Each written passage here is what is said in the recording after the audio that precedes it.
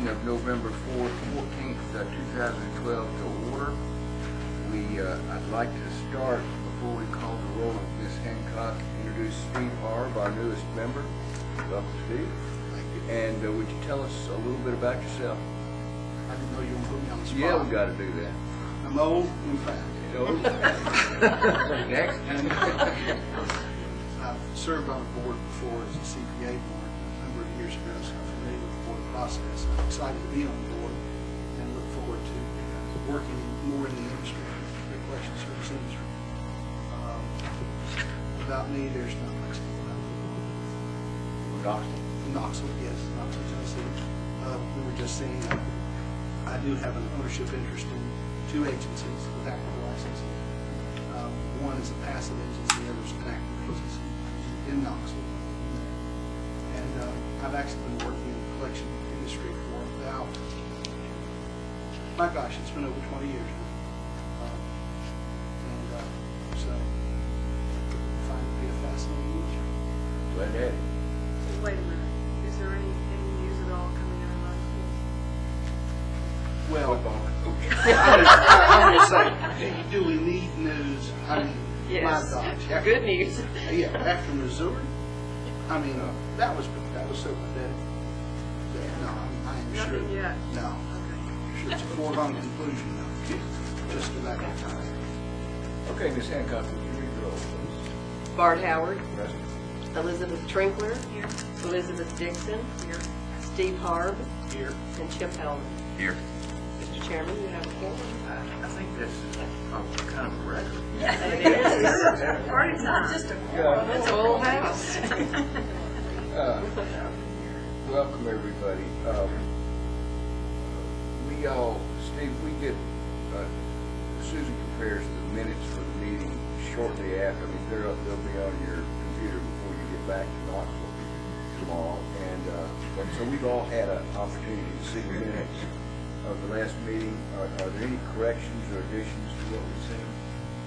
If not, I'll entertain a motion to approve those. Somebody from the, And now, we're supposed to do the agenda as well. Everybody sees the agenda. Ms. Hancock, I think you had some changes to the agenda. I do. If the board would allow, I would like to move tab 16, the item under, or issue under tab 16, up to the top of the agenda. We have some folks in the audience who we wouldn't want to keep all day. And I have an additional application for you to look at for a location manager applicant who, it came in yesterday to our attention that you need to look at it, and we didn't want to delay it another 2 months. I've just got a handout to give to you, but we'll address it right under tab 15. Okay. We have some changes to the agenda. Our entertain a motion that we approve those changes. Moved. Is there a second? second. And seconded, all in favor? Aye. Okay. Mr. Taylor.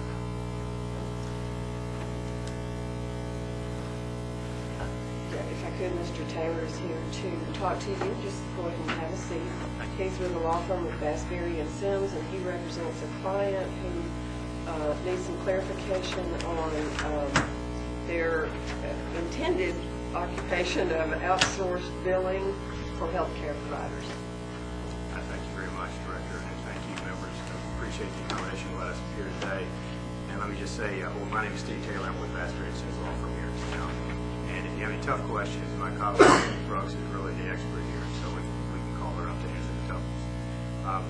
Our client is a relatively young company, startup company, and they provide outsourced billing services to healthcare providers, physician groups, small hospitals, surgery centers.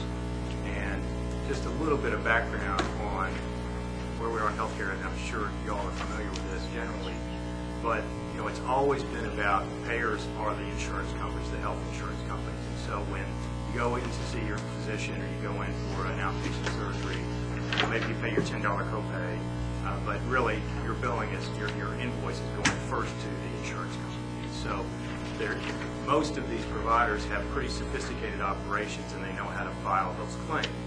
And they get processed and the payment comes back, and then there's usually some amount amount that's your deductible or that you may owe based on what might not be covered on the procedure or on your visit. Historically, before we started having such a squeeze by the payers on how much they were paying and how much they were negotiating with the providers to pay, it wasn't so much of a concern to the physicians in the hospitals whether they actually got, the $50 from you or from me as a patient. Of course, now that's real money. It always was owed by the patient. But a lot of these providers, and particularly nonprofit hospitals and small groups, have not done a very good job, really not focused on collecting what is due to them for the services they provide. And so what our client is trying to do is, that's really their space. That's what they focus on. They don't handle any of the processing of the claims with the payers, but once the claim has been paid and it is determined what amount is currently due and owing by the patient, what they are saying to the hospital or to the outsourced surgery center or the provider group is, we will handle that for you. Outsource that to us. You have people that focus on the claims processing. You know how to do that. We don't know how to do that, but we can help you collect those current accounts payable. And so they would enter into a contract with, say, a physician group to handle that current accounts payable. They get a data feed. It's all done electronically. They would have the patient's name and the amount that's due and payable. Then they would prepare an invoice that would be sent on the letterhead of ABC Doctor Group. And it would go out to me or to you. And so normally you get the bill. I mean, I would get that bill and I just pay it. I'm sure we're all pretty much the same way. Now, there are some folks that maybe need a little more time to pay, and so they do offer a payment plan which has no interest due. It's just they want to get the bills paid. And their client, my client's client, the doctor group, let's say, they will rep and warrant that they're only going to be sending over current accounts payable, and there'll be some period of time by contract that my client would have to handle that process, and again, using the letterhead, and even when if they call somebody, they would say, I'm calling on behalf of this is ABC Doctor Group. So my client is completely a back office operation. And then after, hopefully the bill gets paid. If the current account isn't paid at the end of the contract, 6 months, whatever it might be, it's turned back over to the physician group or to the hospital or the surgery center, and then they can decide at that point either to use a third-party bill collector, which again presumably would be a licensee if it were in Tennessee, operating Tennessee business, or operating in Tennessee, or they could write it off. They could sell it to somebody to try to collect, literally get it off their books. So at that point, there would be a delinquent account. And as we read the statute, because these are only current accounts and they're not delinquent accounts, it would meet the definition of a service collector. So as we read the statute, it would not be subject to licensure under our statute here. And so that is our request to you in a nutshell. We're seeking an opinion that our interpretation of the statute is correct based on this set of facts as presented more definitively in the letter provided to you. Assuming that the patient has a question about their bill, that they call your client, and does your client say XYZ Doctor Group exactly? Yes. And they speak as if they were that doctor group, and they don't ever mention the fact that they're not working for the doctor group. There's no indication to them that a third person is collecting them. That's exactly right. There'd be an 800 number, and they would call, and of course they would know the way it's keyed in, who it is, who the client is, and who the current account is with, and so they would answer, ABC Doctor Group if you were the patient of them, and if it was a surgery center for somebody else, they would know that person was in a current account at the surgery center. So that's exactly right. How would the bankruptcies of Chapter 13 or Chapter 7 be managed by your client? Well, I don't know how that would apply.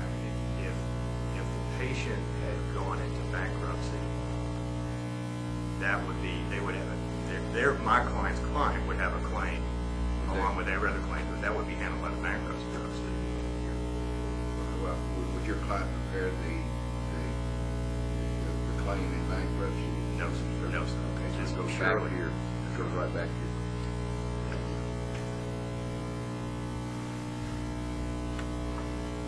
I don't have a problem. No, my opinion, it's been done for years. Yeah. I think the key question is to make sure, or comment is to make sure everything's done in the name of the original creditor, and never is there any impression given, either implied or explicitly stated, that we're a third party. And if you're the back office for the healthcare provider and everything's done in their name, I don't think you need to be licensed to my opinion. Chris?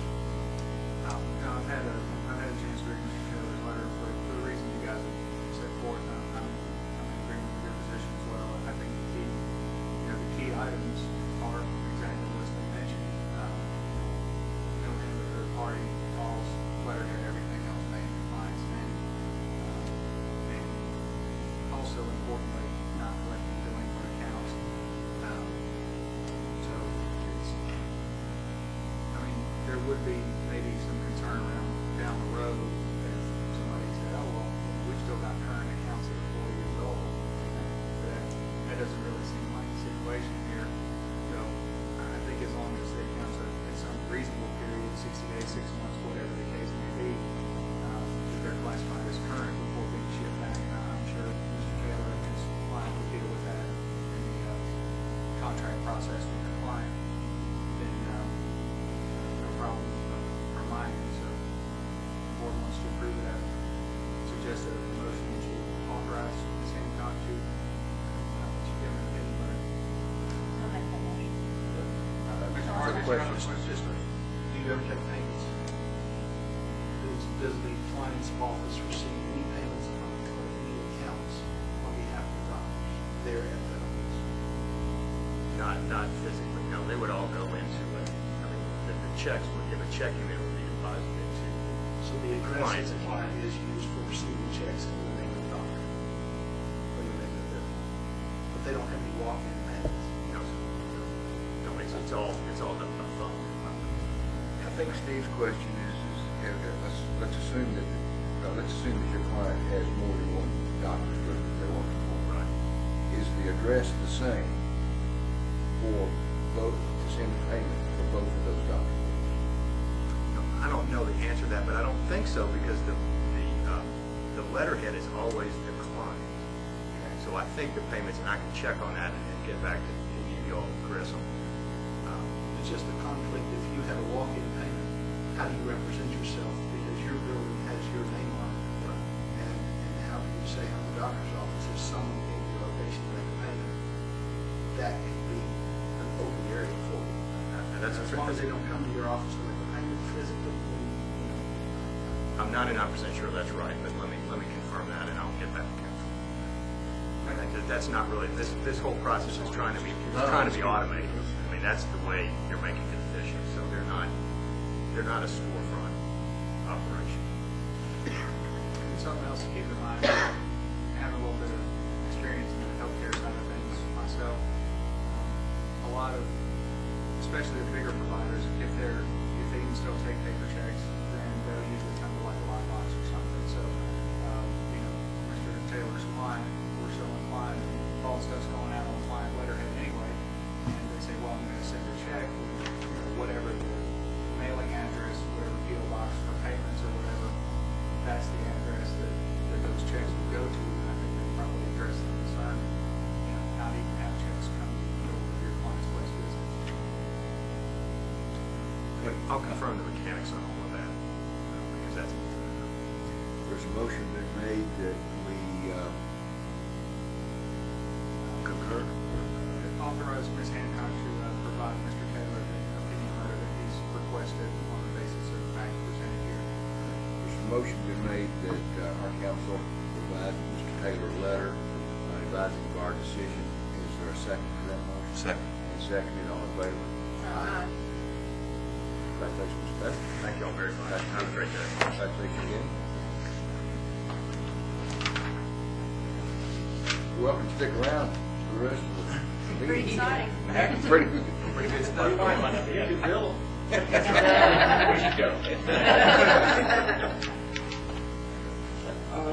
Okay, are we ready for the legal report, or did you want to do something else? No, we're ready for legal. Mr. Chairman, you should have before you a legal report for this particular meeting. This one's just a little bit longer than some of the other ones. I've been able to get quite a few cases onto this report, just, make sure that we're doing what we need to do for the performance measure for, the department itself, but at the same time, trying to make sure the complaints are addressed appropriately. I try to separate them as I have before. If there are any recommended consent orders or penalties of any kind, I typically put those at the top. And then from there, there'll be dismissal, whatever point, whatever instruction, whatever the case may be. And so, as usual, if there are any questions, I'd like to give the board some time to read over the report, mark down your questions as you go, and everybody's had a chance to read the report. We can take the questions one at a time and go from there.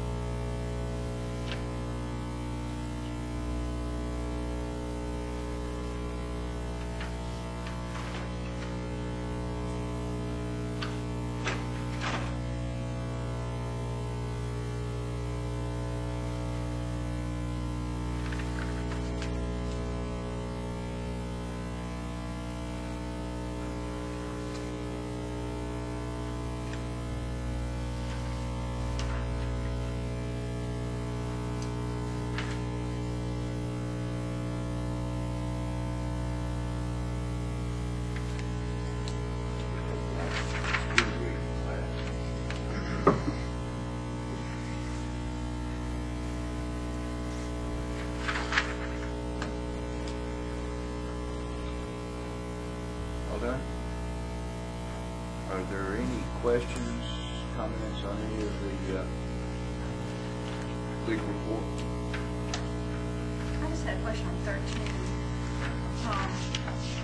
Kind of goes to what you mentioned before, Chris, about how long they keep these debts. Right. Do you know that? I mean, do they at some point return them, like you said, in a 3 to 6 month time frame, or how long do they continue their collection process, basically? This, the attorney for this entity did not say, but did make it clear that it's kind of the same contractual setup as Mr. Taylor was mentioning earlier, that they do not, will not collect anything that's not current. Now, what that is, I don't know. Do they use it, what about their name? Do they use the state agency name, or do they use their name?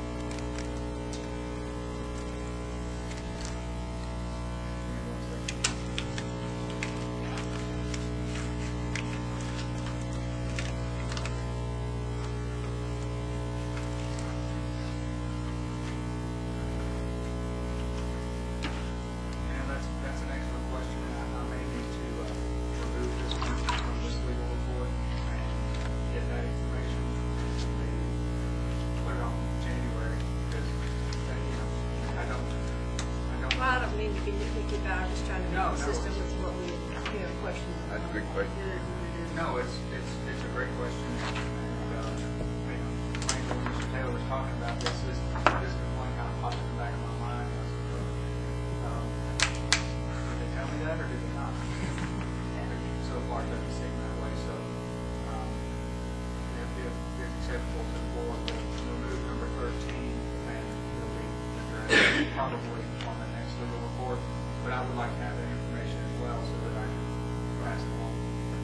Also, are the debts delinquent when they're turned over to this servicing agency? Now, I do know that there is a, we actually do have the identity of the agency who collects delinquent debts for this government entity when they are properly licensed. So, it seems like they're doing what they're supposed to, but at the same time, I'd like to have the information that was brought up just now before the board makes a final determination. To make a statement regarding to our lawyer that was here a little while ago. It's on this subject. Maybe I need clarification, or maybe my opinion is correct, but I have a little bit of a problem with the broad statement that if something has been in this external billing company, or in the case of number 13, for some period of time, then it has to be given back to the creditor, the original creditor. Let me explain what I mean.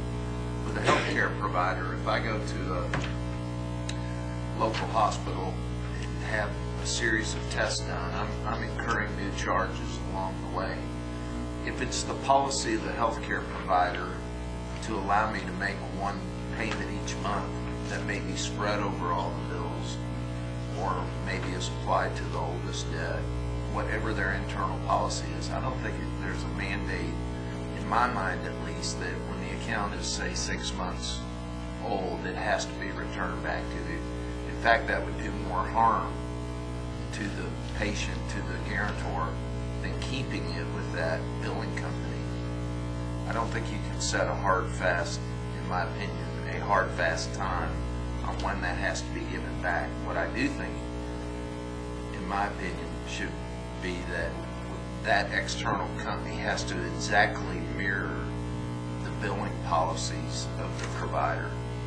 So if the provider already would allow for an account not to be placed out with a collection agency because you're paying on multiple accounts simultaneously, then I would think they would have the right, and out of, in essence, customer service, to keep those accounts for an extended period of time while the debtor, the consumer's working through paying off all of them. Does that make? No, that makes perfect sense, and that's not actually the situation I was contemplating. I was thinking more along the lines of someone who's a bad actor that doesn't really want to get a license, and go, maybe this is the way around it. Yeah, I agree totally with that. But what you're talking about, that's perfectly fine. And again, I've had a little bit of healthcare industry experience myself. I understand how it goes. And if, I guess the broader point is, if the consumer/patient, whoever it is current under the billing policies and procedures of the client, of the back office folks, then that's great. But if, whatever they say delinquent is, you got all these charges on an ongoing basis, and they say, okay, you can pay so much a month, but then they make no payments for several months. I agree totally. And then they're, delinquent or not current with what, it's the same as it would be if it was a provider itself. Exactly. Okay, good word. That's great. Are there any other questions from the legal report? Not, I'll entertain a motion that we approve the legal report with the exception of number 13. I move we approve the report. With the Been exception. made and seconded. All in favor, say aye. Aye. Let's kind of vary just a little bit, and Chris and I went to New Orleans for the CARA meeting in, was that September? September. And Chris, do you want to kind of give us an overview of what we did there and what we learned? Without my agenda, That's your notes. no. That's, I'll be honest with you, Mr. Chairman, I haven't much thought about it. Okay. Just from the standpoint of this being the size legal report it is, and that's where my brain is right now. All right. And if it were on the agenda and I knew I was going to be given a little summary or update, I probably would. But, we had several presenters. Somebody from the CFPB was there talking about some of what they're going to be doing as that agency gets a little more into the industry and their efforts at the federal level. Also some discussion about how the CAR might better be able to entice more states to become members of the organization. And again, anything beyond that, I'd have to look at my notes because I did make some. Well, I have my notes, and I think the biggest takeaway that I took is the new federal Consumer Protection Bureau that's been organized. They are the lady Peggy Kowick is real eager to, for lack of a better way of saying it, punish collection agencies for doing what they do. She individually is absolutely one-sided as far as it goes with agencies. And I think as agencies that are in Tennessee need to be aware of this consumer financial protection bureau and be cautious of their efforts to regulate collection services. That was my biggest takeaway. To what extent does the CFPB override this board's authority? It's federal law. They regulate our agencies. I think they're just set up to administer the Fair Debt Collection Practices Act. They actually regulate. They do regulate. I sat on the ACA conference call for about an hour and a half with their attorney, and they're going to actually come in and regulate agencies that are over 10 million. They're qualifying agencies who are over 10 million in revenue. Right. And there's some qualifications on what is and isn't revenue. And they're going to come and actually do an audit and physically regulate, much like banks have regulators that come in and review their processes and procedures and compliance reportings. They're actually going to do regulation on a hands-on basis. And then other agencies, they have oversight authority, so they can provide regulation or guidance. So they're actually going to come in with. Are they going to set some rules? They already have. They've already set out rules and regulations, and they have compliance expectations for how you treat all kinds of aspects, respond to claims, that compliance officer, all kinds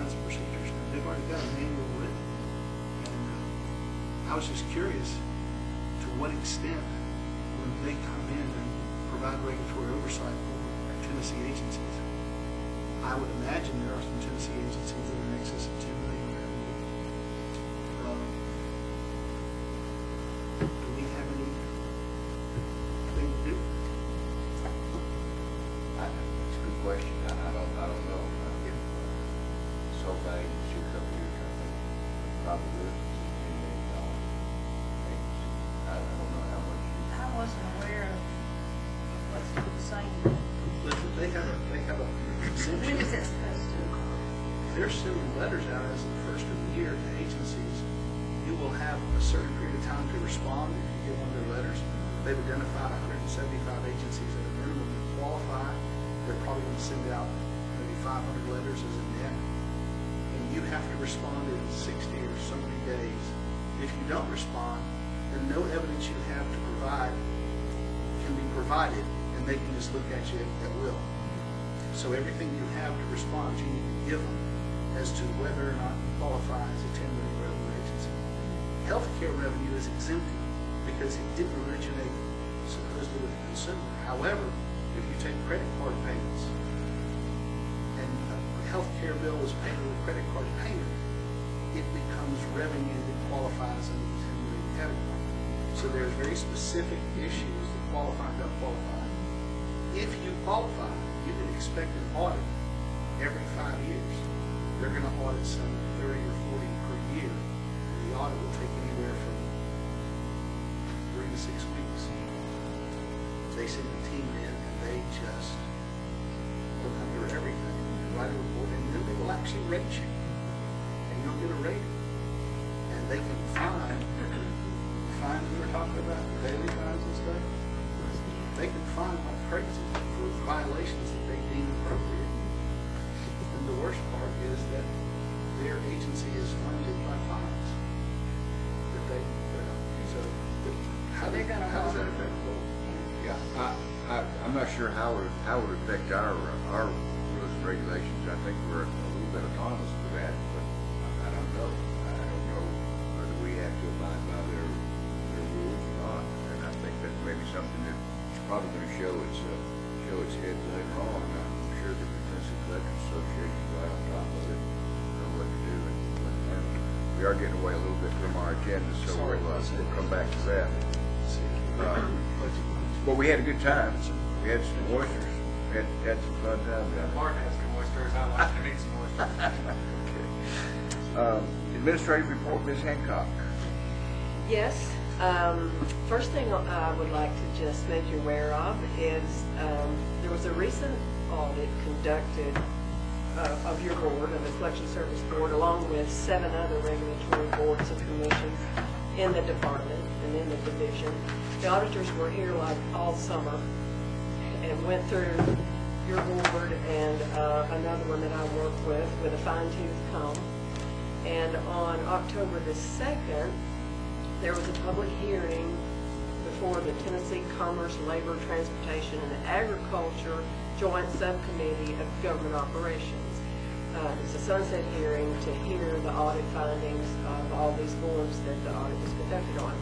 And I was asked to go in case they had questions of me, and then I was also asked to invite the chairman, and Mr. Howard wasn't available that time. So thank you, Ms. Trinkler, for going with me. Luckily, there were no findings against the Collection Service Board. We didn't know what to expect. I know, there was some other folks, but anyway, I wanted to thank her for going up there with me, and just to let you know that they did extend the program for another 5 years in the sunset hearing, so probably won't be audited again for another 5 years, and I'll be retired by then. So dodged a bullet there. Okay, the next item, just update you briefly on the location manager exams, where we are. As you know, we finally got all that going again. They resumed exams on October the 1st, basically when the first one was given. At that time, we had about 230 4 or 5 applicants waiting to take that exam. Well, as of November the 6th last week, I asked Ms. Judy to give me a report on where we stand with that. As of November the 6th, 13 had taken the test. No, actually 20 had taken the test. 13 had passed, 7 had failed. That's all. So there are 220 still waiting to take the test, and I don't know what they're waiting on. We sent every one of them a letter saying the test is up, here's the website to go to register, here's what you need to do, here's the candidate information brochure. That's where we stand. And they only have a year. We only have a contract with this testing company for a year. And so they would only agree to give it a year. And I think on the legal report, I noticed that a couple of things that we were waiting on, their manager, we were giving them a dismissal, waiting on them to take the test and get a manager. Actually, it's a letter of instruction requiring them to, because I talked to, there were 2 of them. One I talked to their counsel, the other one I talked to their licensing coordinator vendor people, and they were able to give me the date certain by which they would be taking the test, which is why I went with that. So basically, once you get word that you passed, if you passed, then you got 30 days from that date to let me know, and then get your license, you're good to go. If you don't, then, obviously you're in the same situation as you are right now, which is you can't do business until you get one. So, Before, on the board, it seemed to me we reviewed the questions that they had. Did we go through that process, or are they just using the same test that we used before? they're using the same test that the previous testing company reluctantly gave us, handed over to us. So you'd already reviewed them, and keeping how quickly we needed this test to go up, you went ahead and approved what you'd already approved. Is that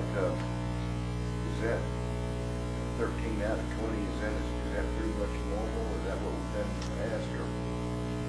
Well, the test was only given every 120 days in the past, and typically there would be like 100 applicants that took the test on those every 3 months. So maybe they're just studying, maybe they're acquiring that books and whatever it takes to go sit for the exam. And another thing too is the exam is available in hundreds of cities across the United States. They don't all have to fly into Nashville like they used to. So I just don't understand why the holdup, but maybe they'll start rolling here soon. Just wanted to let you know. I'll keep you posted on how that's looking. Okay, thank you. Tab 2 in your notebooks. Top. Center, the round button at the bottom. Yeah, you're fine. Tab 2 is our general report that I give you each meeting on your pending complaints, comparison this year to last year. The top grid is from November 7th of 2011, showing that there were a total of 113 pending complaints, under review complaints, 63 of which were over the 180-day benchmark that we set for resolution on these complaints, which was 55.75% of the total pending. The bottom grid shows that as of November the 6th, there were 78 pending complaints, and after today's legal report, that should go down to considerably. Wow. And of those 78, 16 were over 180 days for 20%. So that's certainly looking better. Congratulations. Yeah, outstanding. So, and we do have a formal hearing scheduled in December. I was just reminded. Tab 3 is your budget report. We finally got the closeout for fiscal year 11 and 12 that ended June 30th of 2012. The right-hand column are those figures for 11 and 12. And then we have the last 3 years comparison there for you to compare to. We'll go down the right-hand column, showing the top grid showing the payroll expenditures, total $181,153. Coming down the next set of figures there for travel, printing, maintenance, computer-related items, state professional services, total of other expenditures of $34,316. You add that to the 181 above for a grand total expenditures of $215,469. We come down to the cost backs, showing the administrative cost backs of $130,278. And on the next page, it shows you how those cost backs are estimated. Then that leaves your total expenditures at $345,747. Your total revenue was $206,835. You take away the $7,305 state regulatory fee, and that's a $5 fee we pay per licensee to the Department of Revenue. Leaves your net revenue at $199,530. You take away your expenditures, your total expenditures, that leaves a deficit this fiscal year of $146,216. You had a prior fiscal year reserve of $361,724. You take the deficit of $146 away from that, leaves you a balance adjustment of $215,507.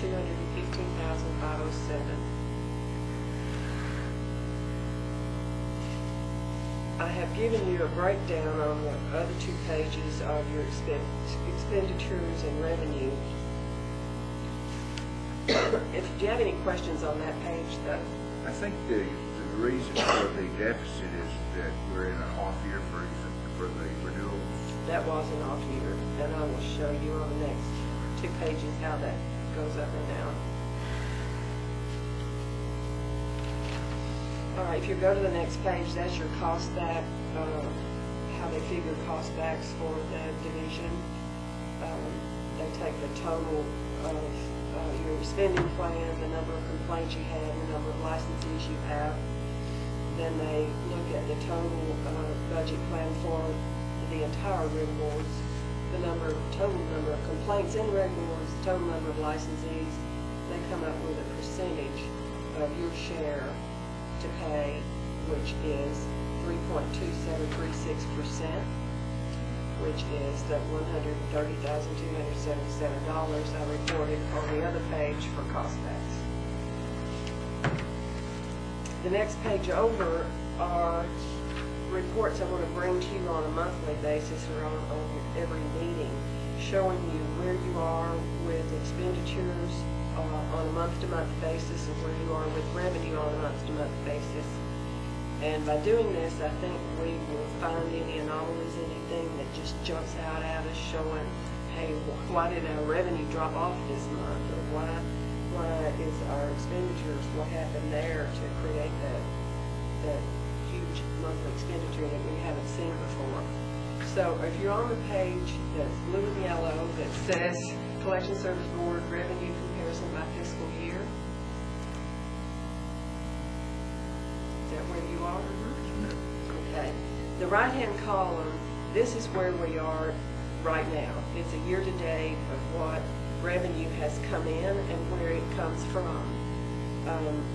That second block over there, FY fiscal year 11 and 12, that is final. Those are final. We've got preliminary up there, but it was too late to change that report when I noticed it. But these are the final figures coming down that the administration gave us in the year-end budget. And then, again, the right-hand column is year-to-date. So you'll see that the second block there in blue, location managers, those application and license fees coming across there. You see last year, it's been running $25,000 in application fees. Last year, you only got $15,175 in license fees. So far, from July 1 to October 30th, you've collected $5,950. And then for renewals, your renewals were way down again because, as Mark said, this is a non-huge renewal year. And so your totals there for miscellaneous fees and all go across. Then coming down to the agencies didn't do too bad in application license fees. They stayed pretty well the same. Solicitor cards was up. It's kind of normal. Solicitor renewals, that was way down. And then renewals in total, you'll see that $30,000, way off. Excuse me, I have a terrible cold. But we've already collected $26,675, and this December is our biggest upswing in renewals. And then your grand totals there at the bottom. In the yellow block coming across, grand totals, those are the figures that we run in-house. We go into our RBS system by source code saying this is how much money we've received for total application fees and license fees. And that's what Judy comes up with their totals. And it's never going to be exactly the same as what administration gives us, because RBS is not set up as an accounting, as a database to recover and do financial reports from. But she's always been pretty close. I mean, you'll see there, fiscal year 9 and 10, we were just $7,000 showing over what actual was reported to us from administration. And two, she didn't, and we will be doing this from here on out, figure refunds that were given back. So her totals there don't reflect the refunds. So we'll go with what is actually reported to us as the revenue for administration. There are no more questions on that. We will go to the next page, which is your expenditures. The right-hand column in blue is year-to-date, what we've spent so far this year and where it's been spent. The next column over, fiscal year 11 and 12, that's your final year-end figures that I brought over from that first page we reviewed. And you'll see at the bottom in red, I showed you, you'll see total expenditures for fiscal year 9 and 10, $229,151. Well, we only took in that year $203,882, so that was a down renewal year. 10 and 11 was an up year. We received $393,000 in receipts, and expenditures were $347,000. Then last year, down again, $345,000 in expenditures and $206,000 in revenue. We're already current expenditures $50,000, current revenue reported $61,700.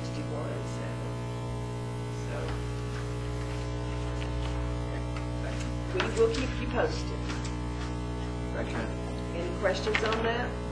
Probably more the information than you really wanted. Okay, the next tab 4 is just some things I put together from here and there, from websites, from other sources, but I did type it, I did put it together. It's things I would like you to look over and sort of approve for us to put out on our website to help consumers. I'm always having to refer consumers to the FTC's website where they have do's and don'ts and cans and cannots from debt collection agencies. And I just thought it'd be helpful to put some things out there on our website, little tips for consumers. So I do need your approval. Can I comment? Sure. I think it's great, Andy, first off, and I think you've done a great job. However, I have a problem with some of these. Okay. Because while we need to educate the consumers, and I think it's great to have a place for them to go, I think we do ourselves an injustice if we give them too much ammunition by which they will base additional complaints, which cause you more costs. And for example, you know, bullet number 5. I really don't like this. I mean, this may be just my personal opinion, but debt collectors cannot lie about the amount of. Well, that's a true statement, but could we not state that a little more positively? That debt collectors are required. She's trying to put it in, I mean, I'm sorry for spouting off, but I think that, I appreciate the attempt to put it in lay terms, even though it's not pretty, and I'm an English major, so I appreciate both sides, but I think that's what they were trying to do. Okay, well, let's keep going. Okay. Let's go to the next Seventh page. grader Actually, kind of that's reading sixth it grade out. is what? Yeah, yeah. If we're putting it in plain terms, as an English major, a lie is interpretive. If I tell you something and you think it's a lie, then you can accuse me of lying. But if I tell you something that's to the best of my knowledge, that's a different dispute. So if you were to say, for example, the debt collector must provide information to the best of their knowledge, that Okay, so we could really talk about that. I think I'm for this as overall. I don't mean to sound you know, that I'm adverse to anything you're saying, Chip, because I think you have some good points, and it probably does need to be raked over. But the overall intent, I agree with you, is excellent. I think it's great. Really excellent. Well, if I change that to debt collectors cannot misstate the amount owed. Yeah, I mean, that would be fine. Well, in addition to this, and this is good, and I think it's. Most accurately represented. Yeah, there you go, that's good. It's ACA on has college level. Yeah, right. ACA has put together a real good consumer information of what to do if you get contacted by a collection agency list. And if we had a, what do you call it? Link. A link to their site. Yeah, I don't know if they'll let us link to associations. I think that's why I may have taken some of these from there. I may have taken some of these from FTC, but we can ask. I think by doing this, you hold down a lot of questions that you may get on a telephone call. That could be the telephone call, of course, we're talking back and forth. You with the consumer, then the consumer's going to hear what he wants to hear. And I think it's better written than it is necessarily spoken.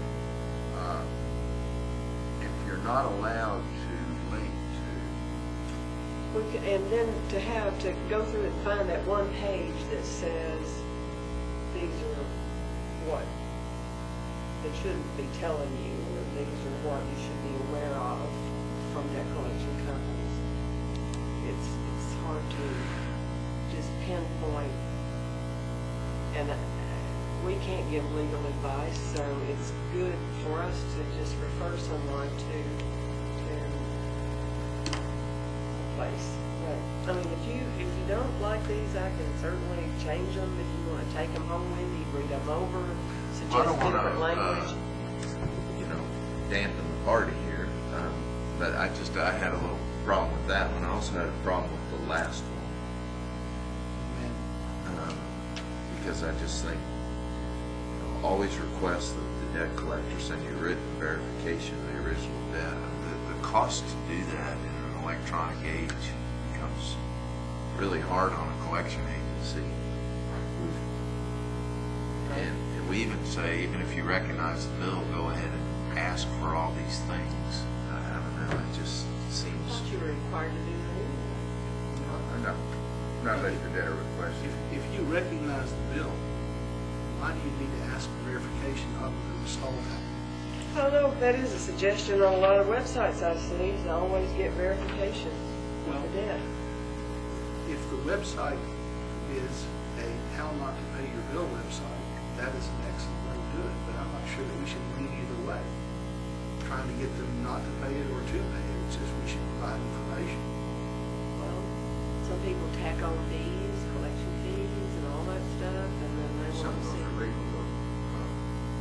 Yeah, but it's not going to be on the verification of debt letter. It's not going to show that. The violation of the debt. Yeah. The statement. Well, in every communication, the first communication that is given, and this is all told in that first communication. I kind of tend to agree with Steve and Chip in that we're just adding fuel to their fire, because they're mad when they look up your site anyway. They're angry about it, and I think even maybe the Federal Trade Commission has a issue that I'm sure you can make too. Yeah, we do link to them. It would give the consumer more of that information that's written out, and it's not coming from the Collection Service Board. This is coming from I disagree. That's all I have to say. you think this ought to be on? I think it ought to be on there in some version. I think this is good information that people can use who don't know what's happening. I really do. I mean, I'm on the consumer side. I'm not against the industry at all, but I just think that it's going to be helpful to people. It's going to allay some fears that people have about what's right and what's wrong, because they don't know what's happening.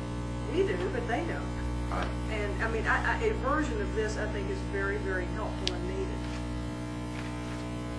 I agree, a version of it is, But I don't think linking it to somebody else's, I think it's a great thing that the state of Tennessee is trying to give some information, just, you know, All right, these are general information about what should happen and can happen.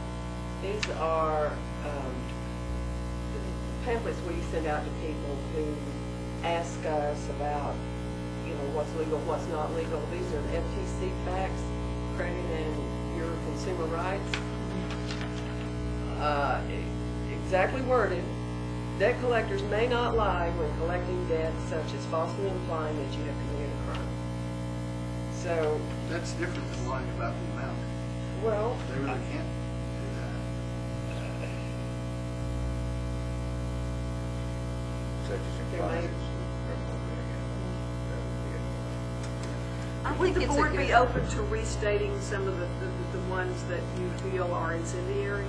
Yeah, I think if, And yet still posting just need to something be that could be very helpful? careful. Could we meet halfway? I'm sure. yeah. Okay, that would be good. For instance, in the last one, it says always request, it says you may request your debt collector. You know, or if asked to do so, the debt collector must provide you with verification of the debt. That is factual without instructing. Changing the tone of it slightly to Yeah. be informative but not call Advisory. to action. I mean, yeah, because that's a call to action right there.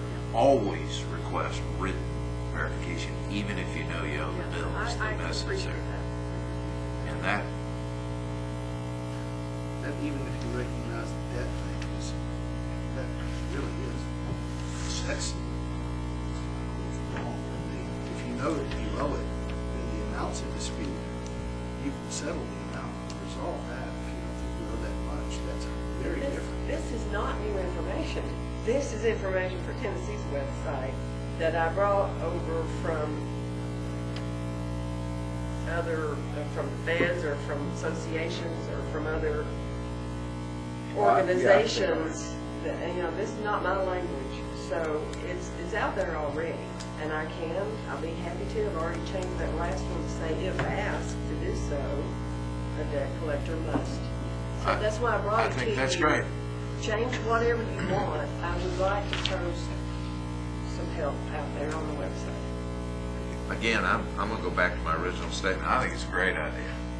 There are a couple things I don't like about it. Those were two I stated. You know, if you make those changes, All right, I make those changes, I'll bring it back at our next meeting, and we'll look at it again. Or do you want to just, Why can't we just, I mean, are we, So let's go ahead, let's have some time, and if you want to take some time with your English major and write these things in a different way. the English major's not as helpful as you Yeah, as a think debt it collector is. would be. debt collector would be. We're talking about, well, you're looking at Seventh grade, and you said sixth grade language, so. Yes, we're taught to write in sixth grade seniors. One of the things with our website, I manage a website and we're not allowed, or haven't been in the past, to link to associations just because as a government agency we have the perception that we're endorsing one over another. So we have these links on our website to the Fair Debt Collection Practices Act, which is a book. And we still get phone calls from people because it's just easier for them to pick up the phone and call us and say, these people call me at 9 o'clock on Sunday night, can they do that? And They'll call me at work. Yeah. And, you know, my Yeah. boss is going to fire me. And because we have to be so careful about not giving legal advice, it's almost like we talk people in a circle and don't give a direct answer because Yeah. we can't say, no, they can't do that. It's like, well, here's where you can go get this information, and if you think they violated that, you need to file a complaint. Plus, we're getting a lot of phone calls now from people who, these are not legitimate collection agencies that are calling on their frauds. Scam artists. You know, and when we get those calls, we think, yeah, it's probably don't pay them. Let's don't relay on this, y'all. I really feel strongly about this, and I know I'm really just a person out there, but there's a need for it. Well, there may be a need, but we don't want to make law here. I'm reading the first bullet under the last thing here. There's a document from the original creditor that shows that you made the purchase and owe the debt.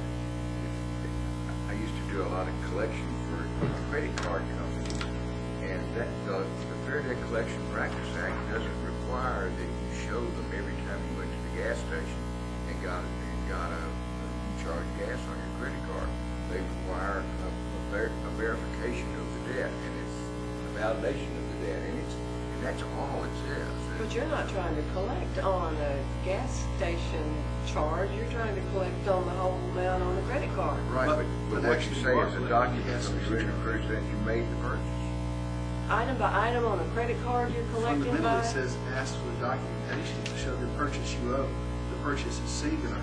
So does this imply that I should ask for every receipt for the credit card statement? But you're not even required to give them the credit card statement. As Mark said, you are required to provide validation of the debt in your initial letter. If the debt's validated, When your client gives you a debt to collect, did they give you every charge that's on that credit card, No, or did ma'am. they give you an amount? But this would say, if I read this, and I even use my sixth grade eyes, I could go and say, well, tell me everything I bought. Especially if I'm someone who wants to avoid the debt, having already recognized that I owe the debt, and I wish to stall. I could stall by saying, well, you can give me everything. It says it on the website. I'm not trying. No, I don't take it, I do not take any I of think this. consumers should be made Or aware. against me, I don't. I just got to tell you all about this. I know I'm new. I got a call 2 days ago from someone who started. It was a call, and they started saying, "Is anyone in your home? We're a claim service. Is anyone in your home unemployed or needs to apply for disability?" This was a company who was soliciting people to file claims for a variety of things. Now, I believe consumers should be protected, but I think that's so wrong. And misleading the consumer or aiding the consumer in avoiding debt, to me, is as wrong as the harassing guys who don't have licenses. I think they're terrible. It's paid Well, it's a disservice to the consumer for him to think, okay, if I ask you to send me a copy of all the purchases that I made, and I don't know the debt, the next thing you know, he ends up in court. I agree with that. I agree with that. Well, actually, I think there's maybe a little different reading of it. Proving that you owe the debt means, you sign up for this credit card. That's not what this thing says right here. Well, I'm aware of that, but generally speaking, at least when I think of, when they say, well, prove you owe the debt, well, first thing you got to prove is that you even have any sort of relationship with the original creditor into.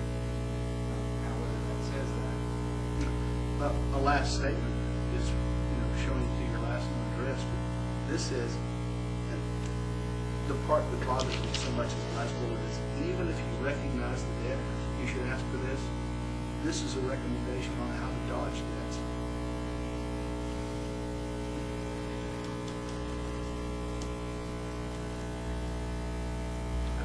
Where, did this How about- come from well- somewhere, Donna, this last one? Did you copy it? Yes, yeah. Because it's clearly, I think Steve's right, this looks like it came from someplace that's saying this is a good way to stall. Alan Lee's website. Oh, God, don't.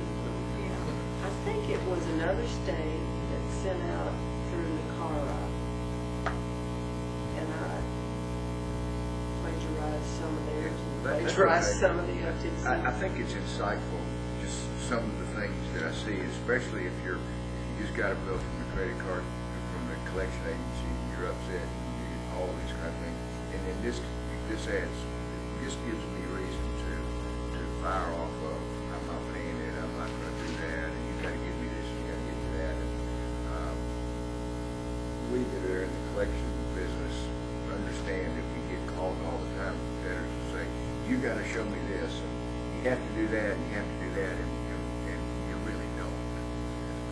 The bullet above that, check that the agency provided the required information. Actually, that's pretty good information. Yeah. And, you know, a debtor should do that. And the one above that, don't ignore a collector. That's actually really good information.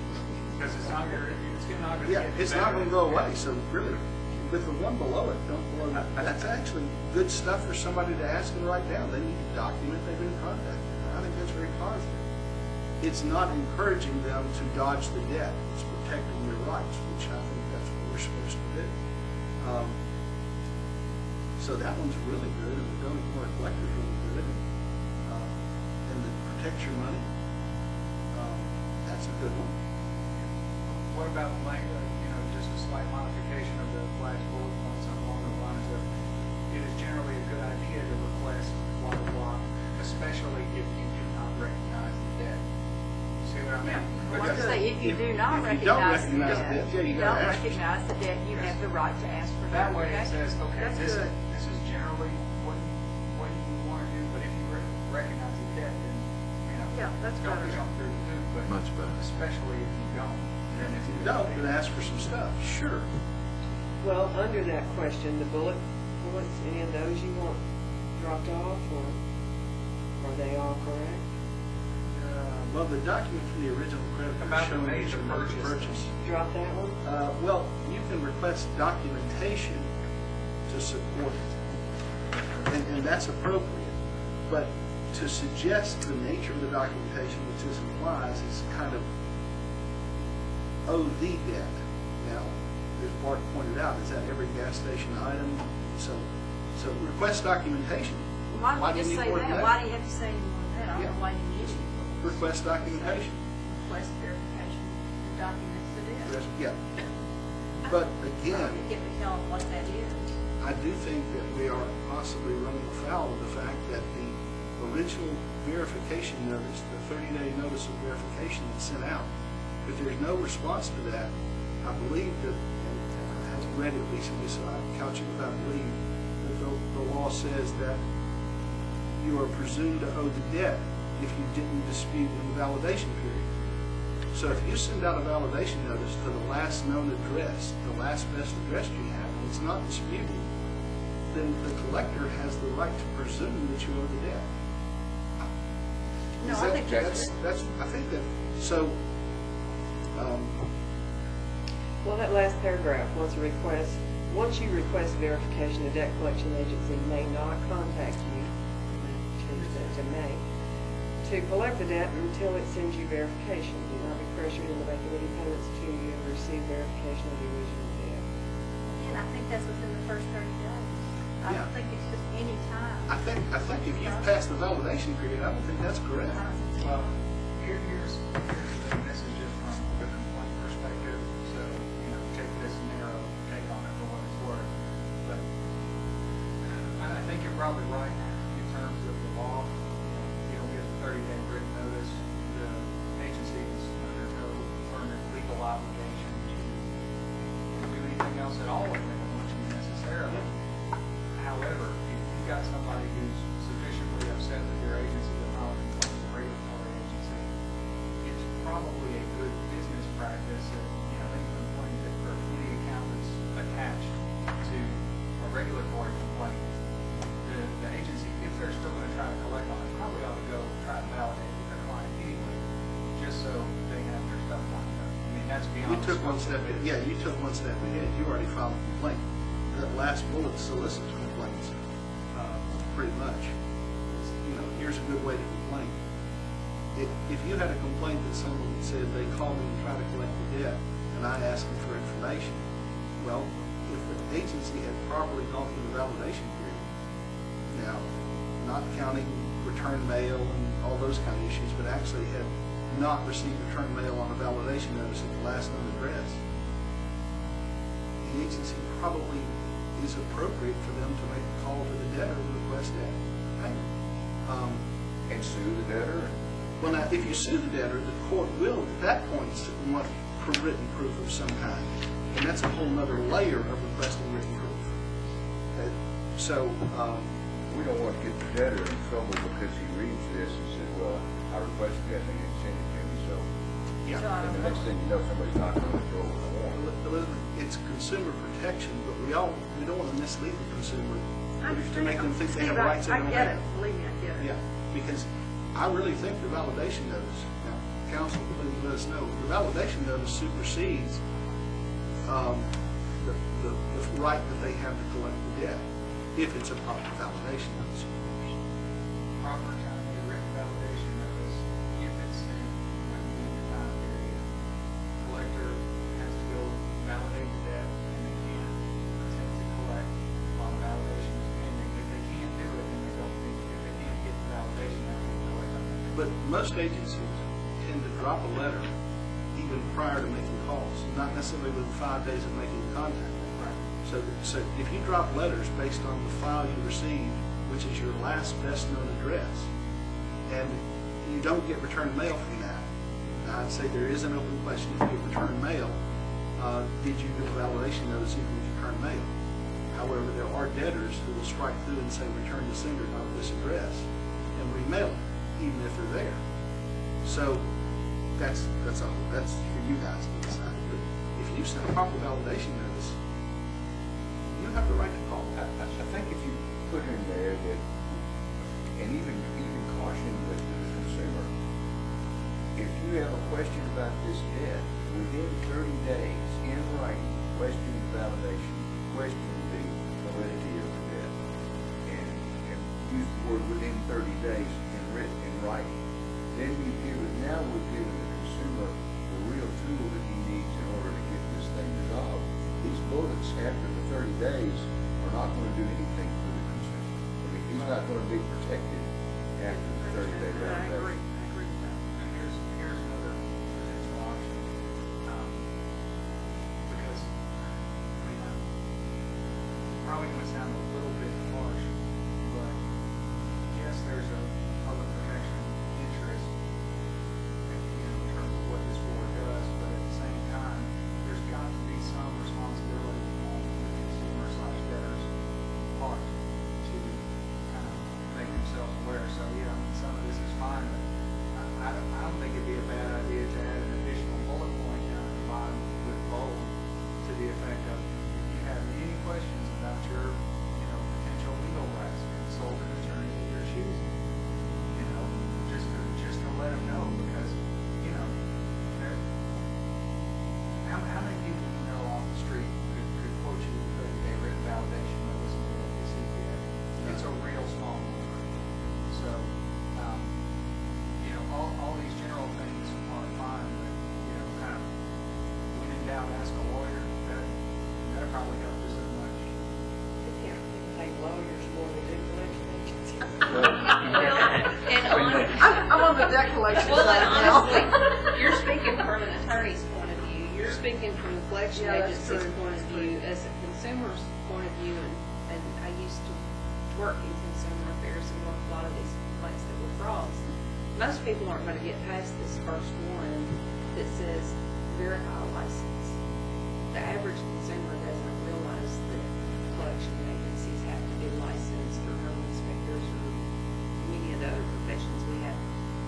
they go verify a license and it's not there, chances are it's fraud anyway.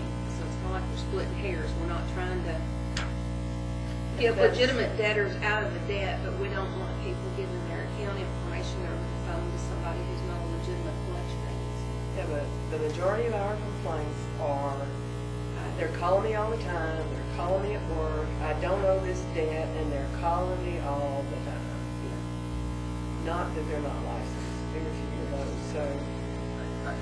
I think once they get to our website, they're becoming more, they've got a problem, or they wouldn't even look at our website, number one. Number two is they're probably pretty well informed. I don't know if you've ever Googled debt collections, but you get everything in the world from stop, this agency, I mean, you get all sorts of things that's going to tell you what to do. A lot of the letters that Chris gets, complaints, is because somebody's website is saying complain to the regulatory authority. And here's a standard form you can fill out. Yeah, yeah, We've fill out actually this form. received the same letter from different debtors who go in and just plug it in and print the same, I want it not paid. Not even change the date. I mean, I get them too. There's lots of ways for the consumer to be protected. I know Chris started this, but on the very first page, the only thing that I have an issue with is using the word lie in that fifth bullet on the whole first page. Already changed that to cannot misstate or misrepresent the amount owed. On the second page, I think the second page is great, except for that whole last item. The validation of the supersedes that last item. Well, I'll ask Chris to help me rewrite that so it says if within 30 days. And I just do away with all the bullets. Yeah. Just say, What about the if last you do not paragraph? recognize it, you have a right to ask for verification. Within 30 days. And the word verification is not in the act, and we always had this problem. You got to send me proof. No, I got to send you validation. Now, there's an agency in Buffalo, New York. All they do is they resend the first letter because the statute doesn't define validation, and it's always been a problem and a question. I think we'll be walking over parameters as a board if we're not that last there. That once you request verification, are we not giving them legal instruction or instruction on how to proceed in the collections of those information? Do what now? Say that again? That very last, not bullet point paragraph. Once you request verification? I think we're not giving information. We're telling them how to handle it as opposed to providing information.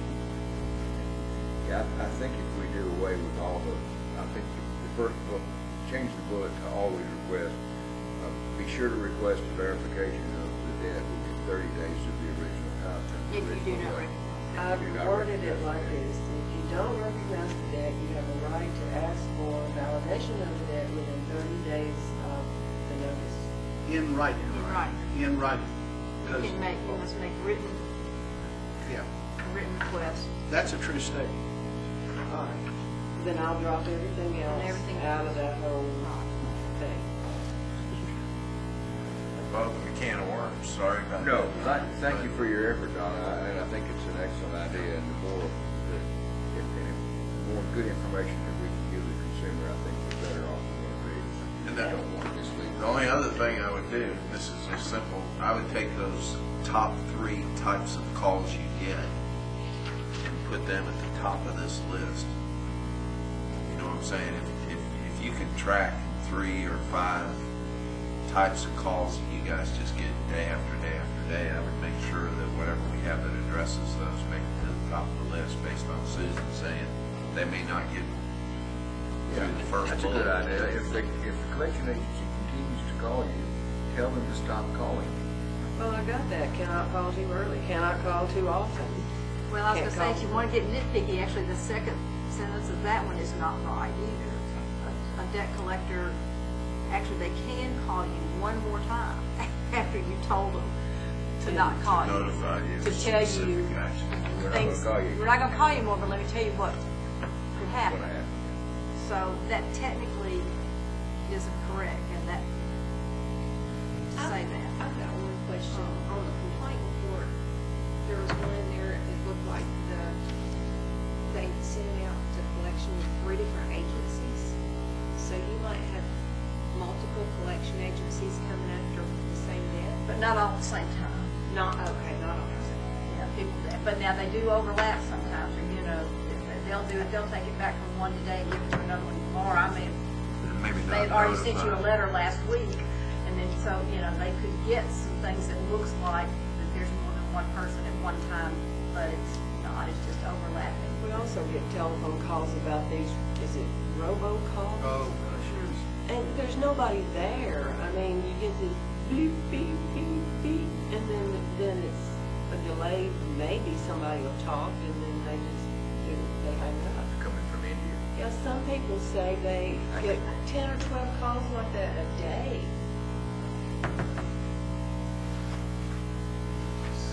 Every new agency is required to send a 30-day validation notice. So that's the correspondence they're getting that's placed each time. So each time it's placed with an agency, they have to revalidate for their agency before they can attempt to collect the debt. So, I don't know if that happens every time. well, you know, it should. But if it doesn't, it really should. So I would make a motion that we authorize, allow whatever, Donna to put these on the website with the changes we've recommended. And make sure I understand the changes. We're going 2, 3, 4, 5 down, change the word from lie to misstatement or to misstatement. Can't misstate the M&O.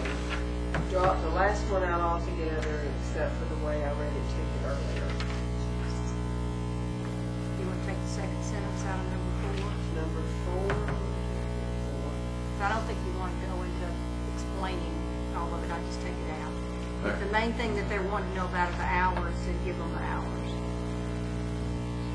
So I think that information is in this thing that you see. Well, it's not, I mean, The like I news just for said, it.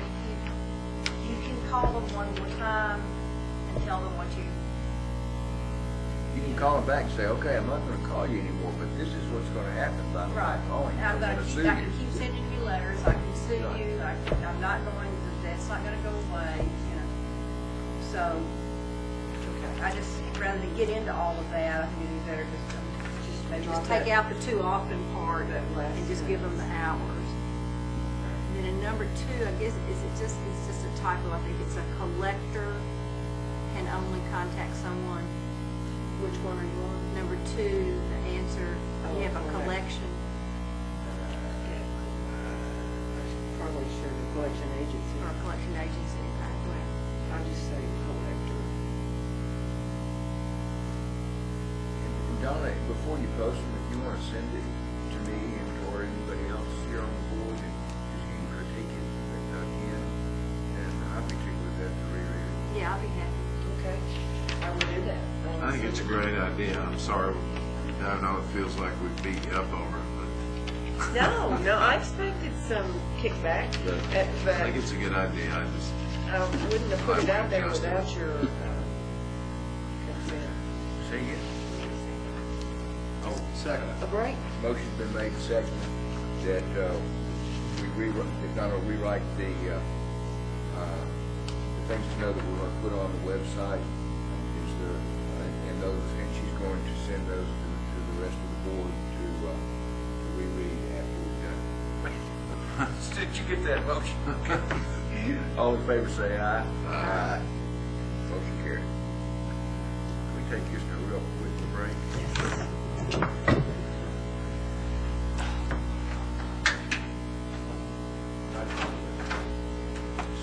I'm going to rewrite these tips and send them to you, and then you're going to look at them again, and we'll vote on the next meeting, is what I understand. You being a collective group. You, the board. Yeah, okay. Yes, ma'am. That's it.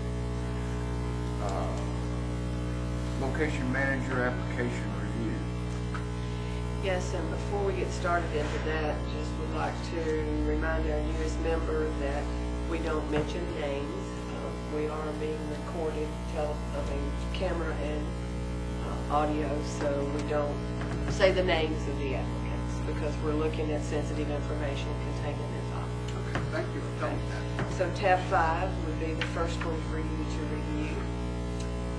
It is about credit report and late payments that show up on that report on pages 7 and 10.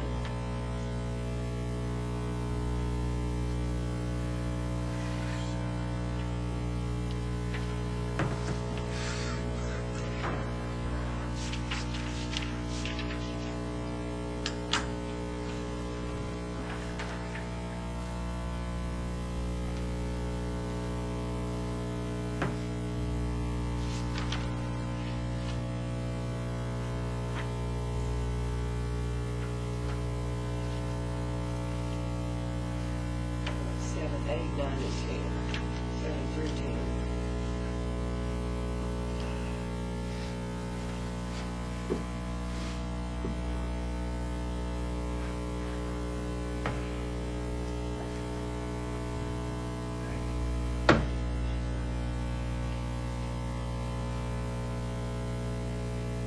How do you get it determined like that?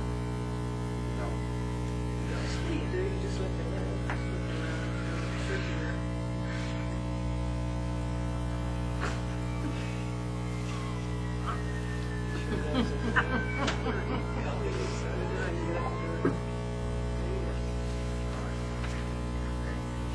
See, every time you touch it, it goes back. Yeah, wait a minute. Just, now it's upset. It's you, Bart. It's you. Okay, there. You do this. It'll look better. Now mine won't do it, thanks.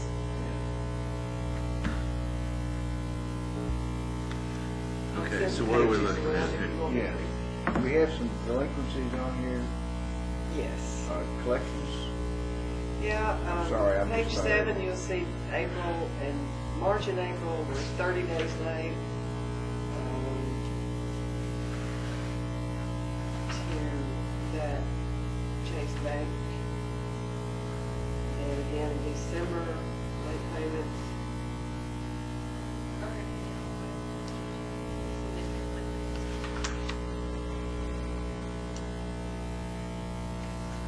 I want to give all these applicants as much opportunity as I possibly can. I have to apologize, I'm not able to find where I'm supposed to be. I don't see. Clear.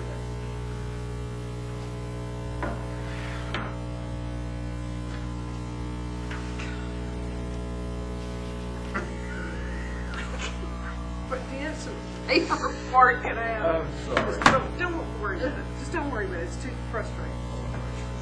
Thank you. So we're on the tab 5. Tab 5, page 7, 8, 9, and 10. I think it's mainly late payments. It's not, I Or don't, collections. Yeah, and it looks like that the balances are, I mean, one of them's got a balance of $1,500. They're not huge. That's Like, really or, I mean, everybody, late payments, I don't think it looks. All right, is there a motion to Move we tab approve. 5? A motion been made to approve tab 5. Is there a second? Is there a second? Yeah. Seconded, all in favor? Aye. Tab 6. Tab 6 is a new applicant who answered yes on her application that she had accounts in collections. And the negative information shows up on her credit report on pages 7 through 14. And I've marked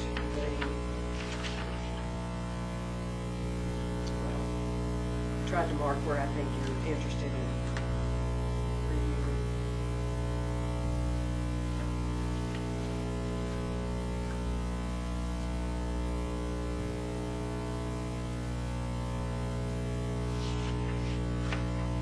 For information, can I ask what's the board's general position on applying, approving folks who have delinquent accounts? Is there a general rule of thumb, or is this looked at on a case by case? Case by case, but I think we generally, I may be speaking for myself, we try to do everything we can to approve it. Collections are usually, when they have collections on their file, usually that's a, if they're unpaid collection, usually that's, I know. guys got a settlement for less than $4 million. This Okay, person, is that? I think that's okay That's if there's okay. not anything else that's, But they're charge-offs too. well, I think that's the charge-off, cut 47. You do, well, wait a minute. No, HSBC. Look on page 13. Account charged off, 15,000 written off. And there's two, and there's one before that on page 11. Charge off, $2,500 to each. I think we need to ask for some explanation. Of this. On that page 13, it says it will stay on the record till March of 2015, so it's still open unpaid. I mean, it looks like some of them they did pay off, some of Yeah, them they that's right. settled, but then it's also saying written off, so, Additional information. yeah, if they could explain. It looks like they've done some like a consolidation of, that's what it kind of looks like to me too. But I can't be sure. We're gonna ask some questions for tab 6. Let's move to tab 7. Answered yes on his application for having a bankruptcy in the last 7 years. There's negative information, pages 7 through 12. Steve, you may be aware that we are not allowed to decline somebody's license because of the bankruptcy. We decline because he has not, that's what the statute manages accounts, manages financial affairs correctly, but bankruptcy is not a I wouldn't find a bankruptcy a reason to decline. I'd say that's actually taking action to make your affairs right. If they follow it through. Yeah, and if it's a plan. real bankruptcy. Yeah, but a lot of people, no. There was a collection agency that filed bankruptcy and they reapplied for their licenses several years ago. We declined because they filed bankruptcy. We got a real nasty letter from their lawyers that you can't turn us down because we filed bankruptcy. Why would they do A it? collection agency, Yeah. they didn't pay their fines. Well, they had a trust, that's a whole other issue. Yeah, that was the, but we turned them down because of Oh, bankruptcy. yeah. They're out of trust, they're hammered. No, and there's a statutory provision for that, Yeah. failure to prevent net proceeds. Like, that's its own thing. So we just ordered it. Yes, we, foolish of us to worry to cause bankruptcy. I'm trying to tell this guy, it looks like everything's, bankruptcy was in 2010. Looks like everything since then It's a good is order, good. right? So I say we agree. Motion's been made to approve tab 7. Second. And second, all in favor? Tab 8, answered yes to accounts and collection, that question on the application. Included her explanation on page 5 of that answer, and then the negative information begins on pages 12 through 25. 12, 14, and 23 and 25.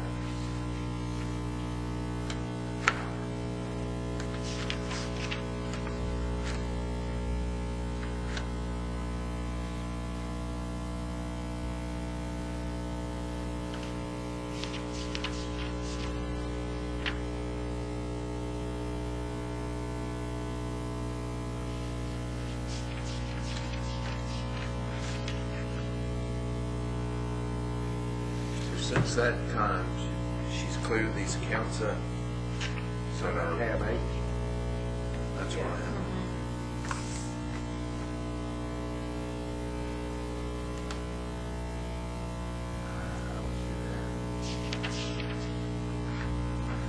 Let's see, Well, her letter on page 5, Our letter on page 5 says she has.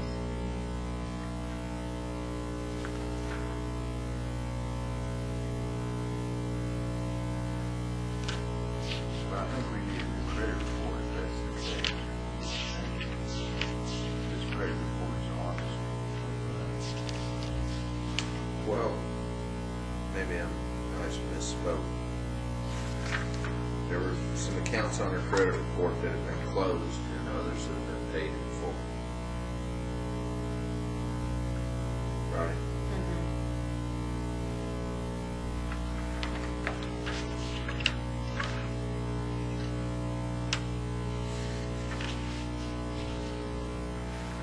When it was closed was in March 2009. When it was closed August 1st of 2011.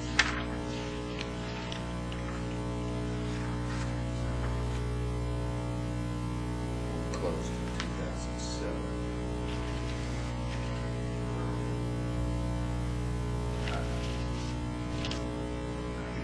On her explanation, she says, a medical debt for child, 12/1/2011, account closed April 2012. What is that closed? Yeah, see, I don't know what that means. Yeah, I think we should ask her that. They weren't very much. One of them was $234, and the other one was like $100 and something. It does show closed, but I'd feel better if she said she paid them, like she did the others. On page 14, it looks like the small $145 is still open.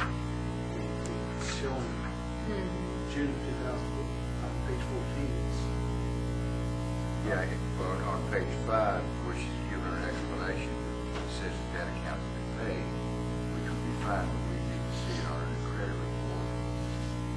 Should we ask her for additional explanation about these collections? I think so.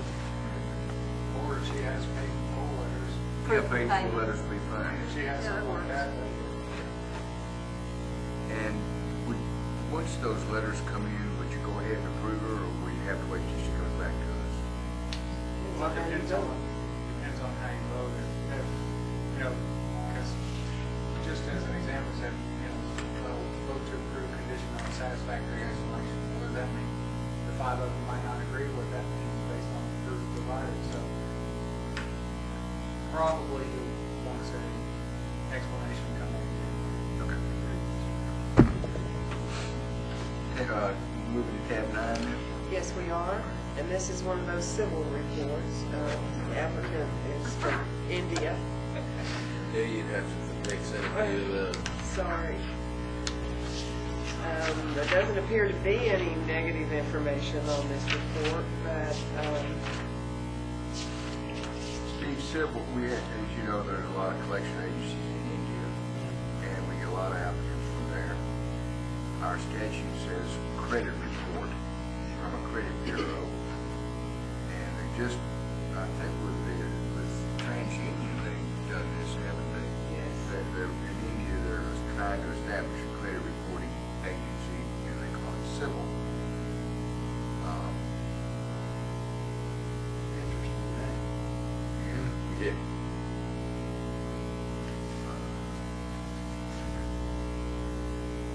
But they're getting better, but we really don't get credit information. He's got a good score. Yeah, it does. I say we approve. I think we approved one similar to this. Motion's been made, we approve tab 9, is there a second? Second, all in favor? Aye. Oh, back to that one just for a second on page 8. There's something there that says settled, written off status settled, written off amount 10,000, written off amount principal. Do you think that means the same thing here as it means, or there as it means here? That, Wow. it doesn't really, I think that was a credit card. Yeah, it's rupees, Yeah, it's a lot of rupees to the dollar. I don't know what the It's currency a lot, rate yeah, is. it is. 10,000 rupees, a couple $100. Well, that would even be worse if he didn't pay $100 or $200 bill. I just thought it was total score. Is that scored out of 10,000 or out of? Yeah, who knows? rupees score. Well, it looks like it's down That's pretty good, huh? All right, Steve's in.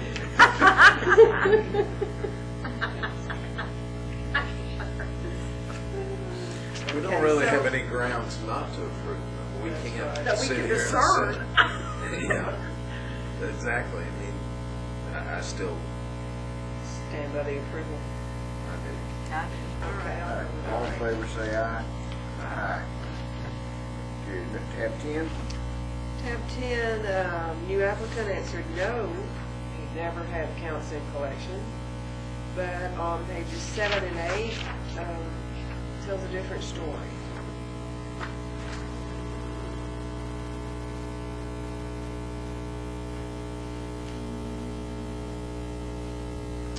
I move we deny this. motion's been made that we deny. Is there a second? second. Second, all in favor? Aye. Tab 11, Tab 11 also answered no to accounts ever being in collection. Pages 7 and 8 also tell a different story.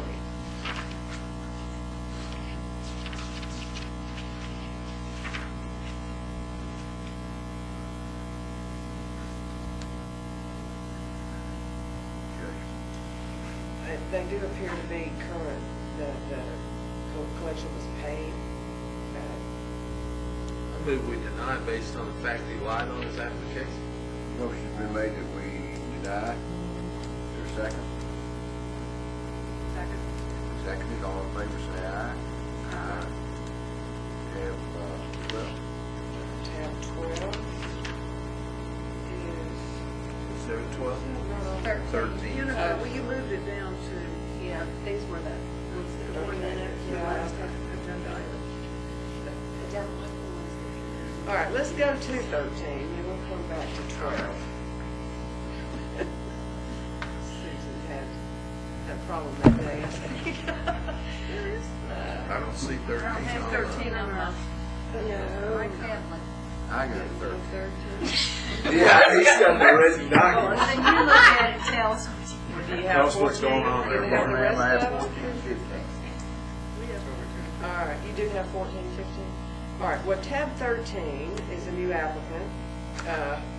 There's an explanation of her credit report on page 7, where she's writing Miss Elmore in the office.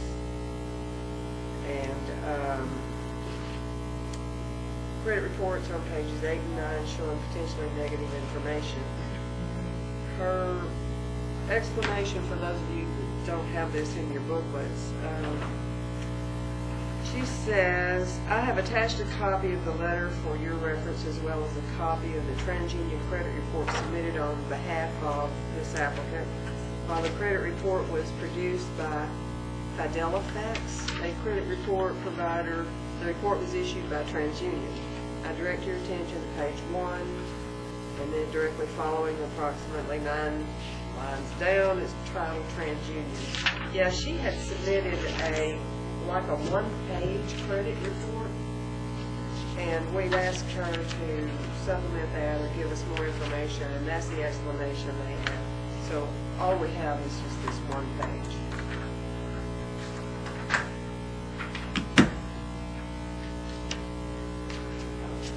You want to pass that around? Is that what you have? Yes. Yes. Three of them? It appears that she's 2 payments behind on her mortgage. Is that what you see? And I work to defend my case. These are the people that, Get added on after I have everything ready. And then as we use the iPads, I have to email everything to myself, go upstairs and have iPads. You're TMI. Consider yourself So, exonerated. yeah, so, that's why we're looking for 13. How, she's behind 2 payments, is that? 2 payments. That what it's on? Stupid question. When the application submitted, they submit the credit report with the application or we pull the report? So why would somebody on an application say no to accounts in collection and they give you the credit report? It's entirely possible that they didn't look at it. They just had it pulled and shipped it in. Look at them. No, it's They not. think- That Highly doesn't make possible. it, that doesn't make it smart. No. That's grounds right there. Too stupid to Yeah. breathe. Yeah.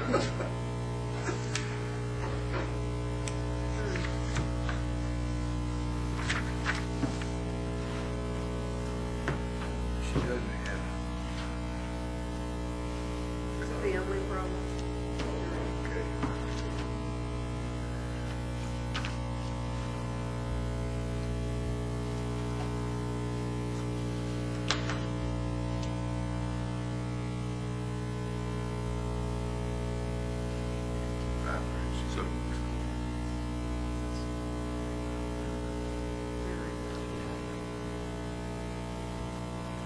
Anybody have any questions that don't have this? I'm really uneasy with this, not that many people aren't aware of the mortgages, but her credit score is very good. Which says more about some other things too. Yeah, I think we got it. Got it. We're both Yeah, good. we got it. Move we deny. Motion's been made that we deny tab 13. Is there a second? And second, all in favor? Aye. Financial misrepresentation. Financial. That was my take on it. Low credit score and 2 months behind our mortgage. Tab 14 is a new applicant, answered yes, that had accounts ever been in collections, explanation on page 7, and saying I had 2 medical accounts placed for collection from the birth of my second daughter in the amount of $90 to $1,600. I was told insurance would cover the claims. The insurance refused. I continued to dispute the charges. Ended up paying both accounts off earlier this year. Negative information, or that information referred to there is on page 11. I believe that's the only thing on her report. Short of Motion's been made that we approve tab 14. All in favor, second, second, all in favor, say aye. Tab 15 is a new applicant, answered no to accounts ever in collection. However, look at pages 19 through 21, showing the negative accounts and accounts and collections. Bless you.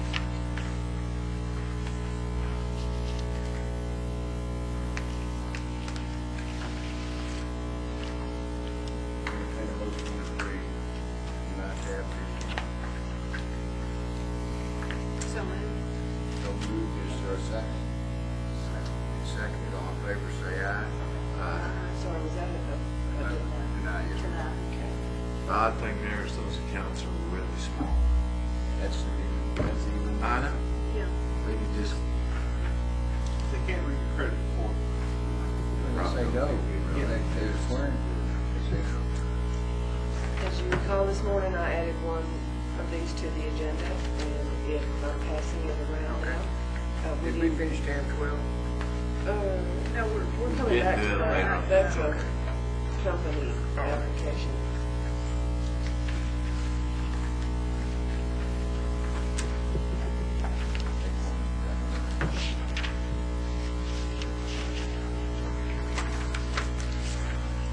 This applicant did answer the question correctly as to accounts and collections, and if you'll look at page 7 and 8.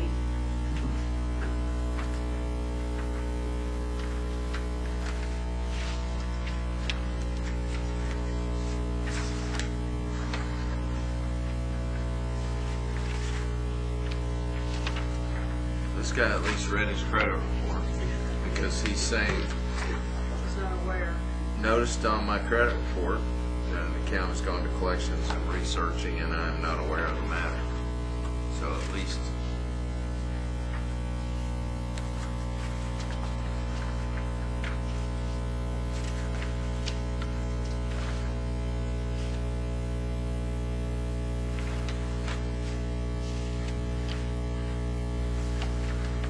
Could we ask him for, could we see if we can clear that one thing up? Is it just the one? No, Oh, there's there's more. Okay. 3. I missed, I saw the flyer and then. He needs to tell us what happened on those 3 accounts. Fine. Well, are we going to deny him? I asked for clarification. Yeah, I think he needs to tell us what's going on in those accounts. Show that he's resolved them. What we've been doing is just let him come back next time, right? Yes. So I would move we ask for clarification. I hate to keep putting these off, but Well, I don't want to get everybody up. Even though we get 2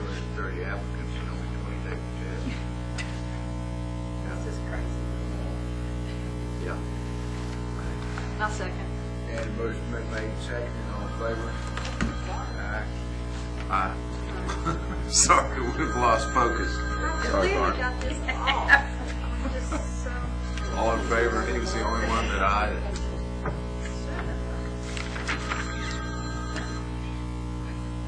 Hide it on, that's fine. No That's ring. the free It's ring. Yeah. One penny. Make a motion. Consent order. $1 That's for every Elizabeth ring. Franklin. I'm sorry. We'll be back in camp. Either, you can either give us a penny or 10,000 rupees. I know. Yeah. I get the penny. You want the rupees, okay. All righty, let's move on to tab 12 then, which is the application for a collection agency who we had trouble getting a complete financial statement from after a couple of requests. But they did submit the same thing we asked for the first time. We're going to let you look at it. It's on page, I think, what we look at, page 8 and 9 is, or page 10 and 11 is specifically what we want you to look at as far as their assets and liabilities. It's a new- And is this financial statement or balance sheet acceptable to you? It's a new agency. Yes. And tab 7 that you just looked at was his location manager. You did approve his application, so. Did he just resubmit the same thing the second time? Yeah, we asked for it. He sent the same thing again in September. And according to 6220-1062, we just want to know if you will accept that financial statement. According to what? 62? 6220-106.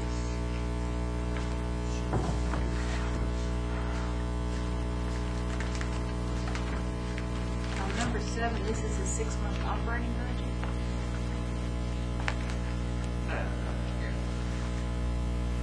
Well, we asked for a current or corporate, personal or financial statement prepared by a licensed public accountant or certified public accountant on new applicants and the 6-month operating. She didn't put that in there, so apparently they must have sent that. We have it here, though, if you'd like to look at it. It's just that this balance sheet, this financial statement is different than anything we've seen before. And, Well, what they've done is they've taken the form, correct me if I'm wrong, but it looks like they've just taken the form, filled it out, and then they wrote on the bottom, reviewed by Marion, yeah. whatever, CPA. And then they stamped it, Tennessee Consulting. I guess I should mention the name. It seemed to me, 10, we don't know if that means Tennessee. oh, of course not. Yeah, that's right, they're out of state, so. Yeah, they're in Chicago. Chicago, so that Illinois. was Tennessee Consulting. That's right. So,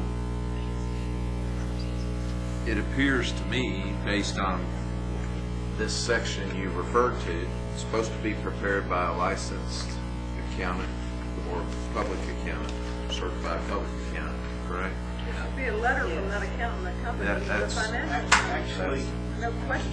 our form, which you'll hear me talk about over time, is an abomination, but beyond that, our form actually requires the license number of the CPA, the CPA's license number.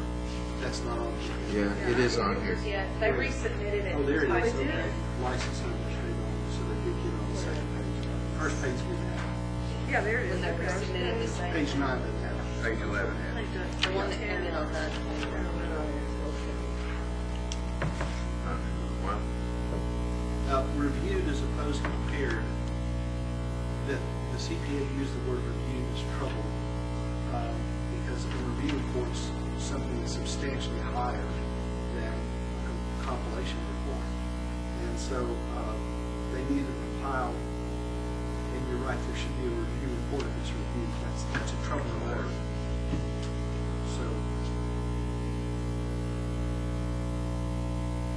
so what are we requesting? Are we you go back and re-request, or request that they submit a reviewed financial statement? No, Or- no, we don't have that requirement. We Okay. just have to have it prepared by a CPA. So is this stamp on the bottom sufficient?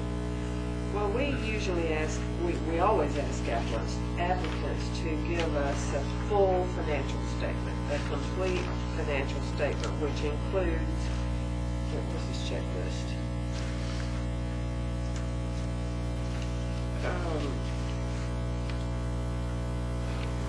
Is this She has a list one of shareholder everything. that they have listed on page 11, is that the same Yes. as the applicant? Yes. Same person?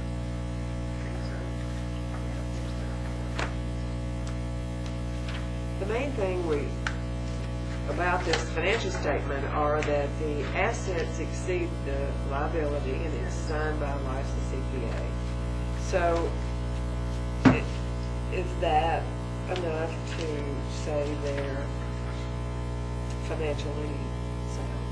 Well, they show no balance in the trust account, and they do have a line that says trust client fund on page 8.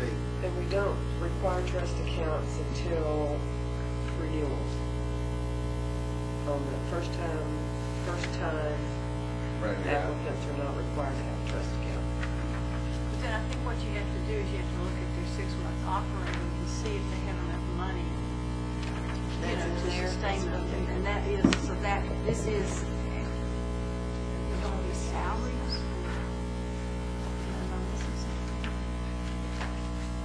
You're going to pay rent. You're going to pay for some phones.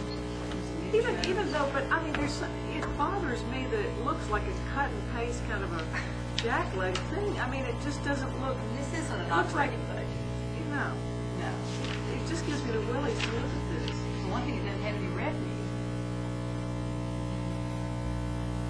And as you said, no salaries, right? Unless it's gonna be a one-man show, making all the calls and all the letters. We gotta make the calls, with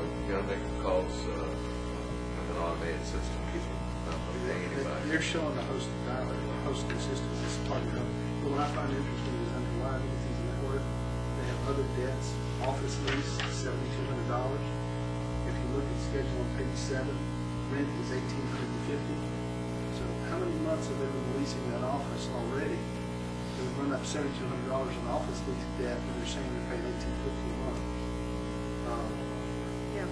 They do show AccuWeb hosting $48 a month, so that's probably some kind of hosted dialer system that's pretty cheap. So they're probably running out of the hosting system. So they have that office lease thing. Now maybe that's an upfront payment, but they have no current earnings, which means they're non-operating. They have $100 of capital stock, which is obviously low. You got $250,000 cash. Well, yeah. And they already have $2,500 of AR from clients. Now, that's like, how did that happen? Yeah, what is that? Yeah, what have you done for that?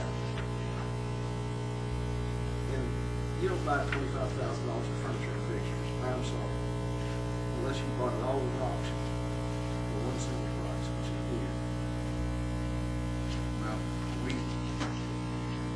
we have to make a decision. I guess we'll go back to the statute, determine whether or not this company qualifies for an activation. I think we need to see definitely more detailed 6 month operating. There's just glaring things missing from here, like I said, no salaries or something. It's a new company that just got their incorporation in 2011. If it's a deal, then we have salaries. Yeah, absolutely. This is a projected, If I you're could gonna get hire immediately. people. I mean, you gotta have a way to produce revenue. You can't just have a building and bones sitting there. That's not gonna be. Well, unless one got plans to do it all, which is, The other, does Illinois require a license?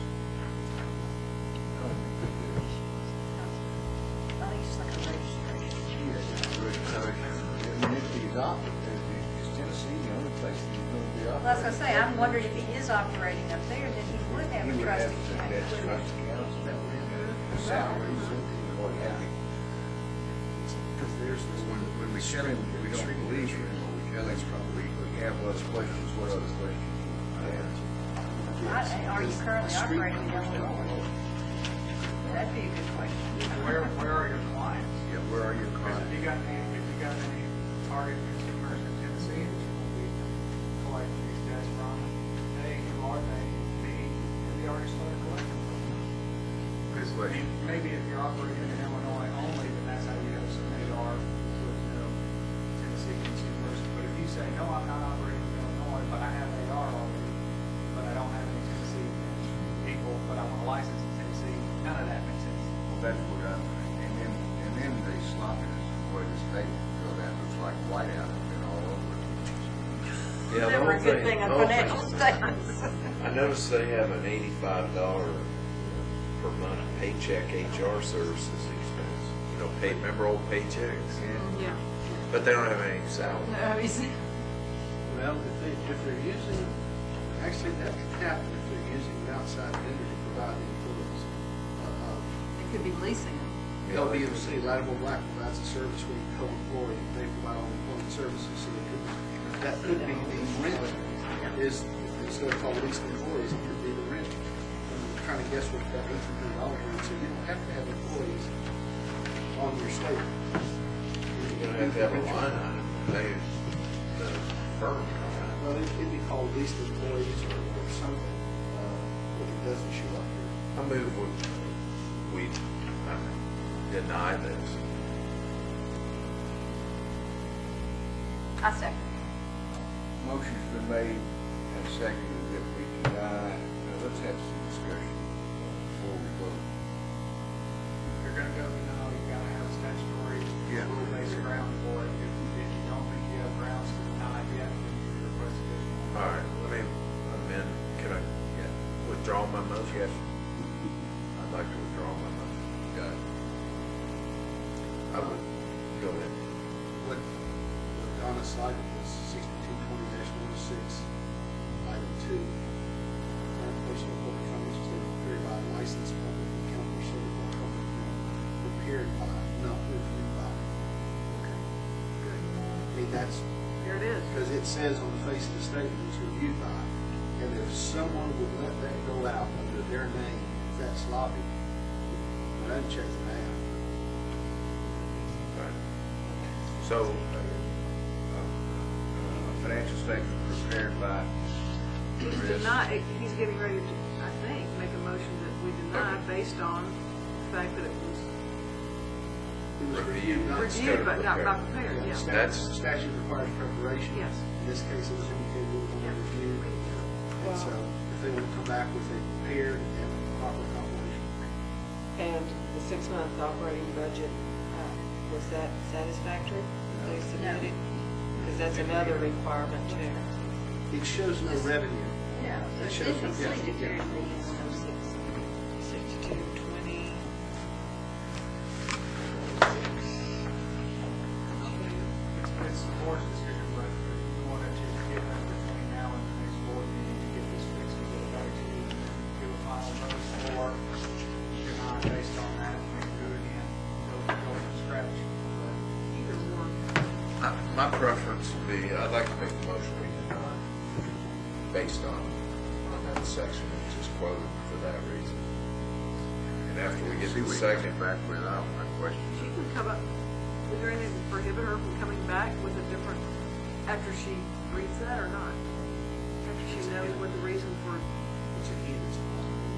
they can resubmit, Now, right? we have had, we have it with the companies in the past with location managers that were denied. We've had them submit additional information and request reconsideration. So, yeah, they Well- can come back. They'll appeal the denial, most likely. Here, well, if we can get a second, or I'll explain one other thing. They have obviously not taken seriously this application process. They slapped some numbers on a piece of paper, then they got somebody to stamp it. We asked for a 6-month operating budget. They just threw 7 or 8 line items on an Excel spreadsheet, printed it off and sent it in. They're not taking this very very seriously. That's not a statute. We've stated the statute. They haven't met the statute. I think that's fine, that we can, there's been a motion made, and I think seconded, just give it time based on. No, I withdrew, sorry. He's gotta have to make it. And that was 62-2106. That's what I, Two and four. 6-2. okay. 2 and 4 would be the denial. Mr. Chairman, I make a motion that we deny this application based on 62-2106-2 and 4. Motion's been made, is there a second? Second. And seconded, all in favor? Aye.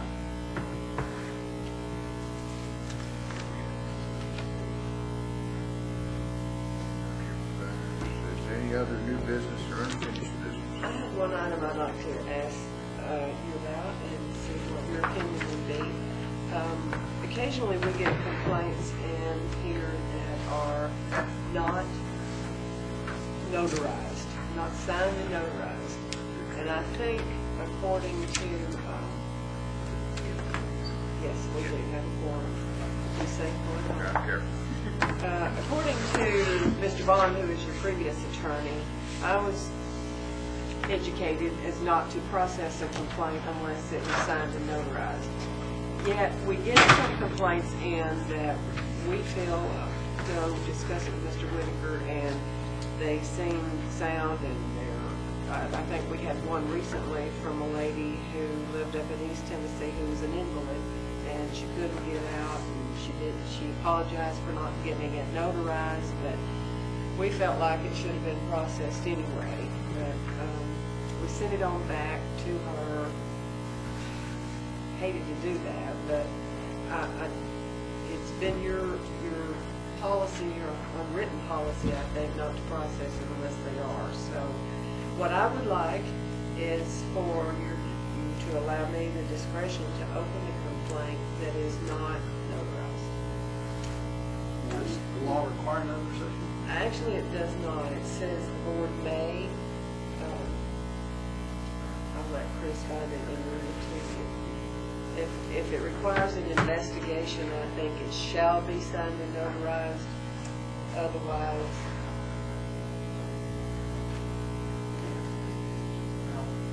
Actually, in 62-21-15-81, the board may, upon its own motion, or shall, upon the sworn complaint in writing of any person.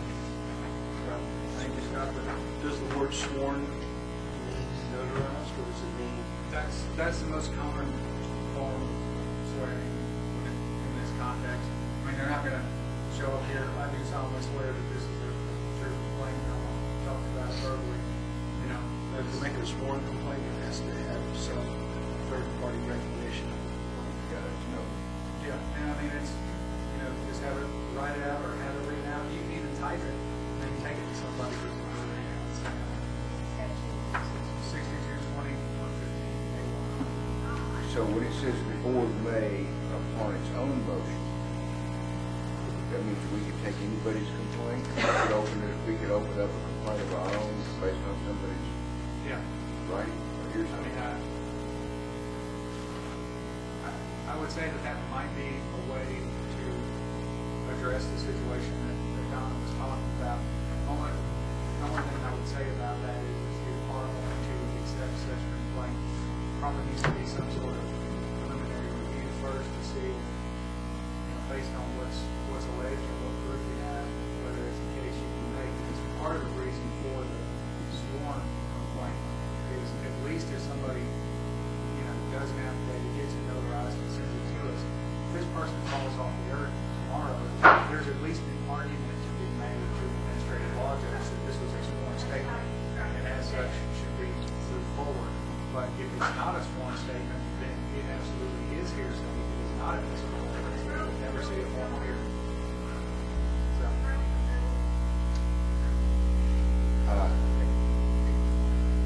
And if we do it for one, we have to do it for all. We say, anybody that writes us a letter and says, such and such agency killed my dog, then we have to interview that. I think in the past that we have kind of, by by way of requiring you to be sworn, eliminated those futile complaints that we were getting.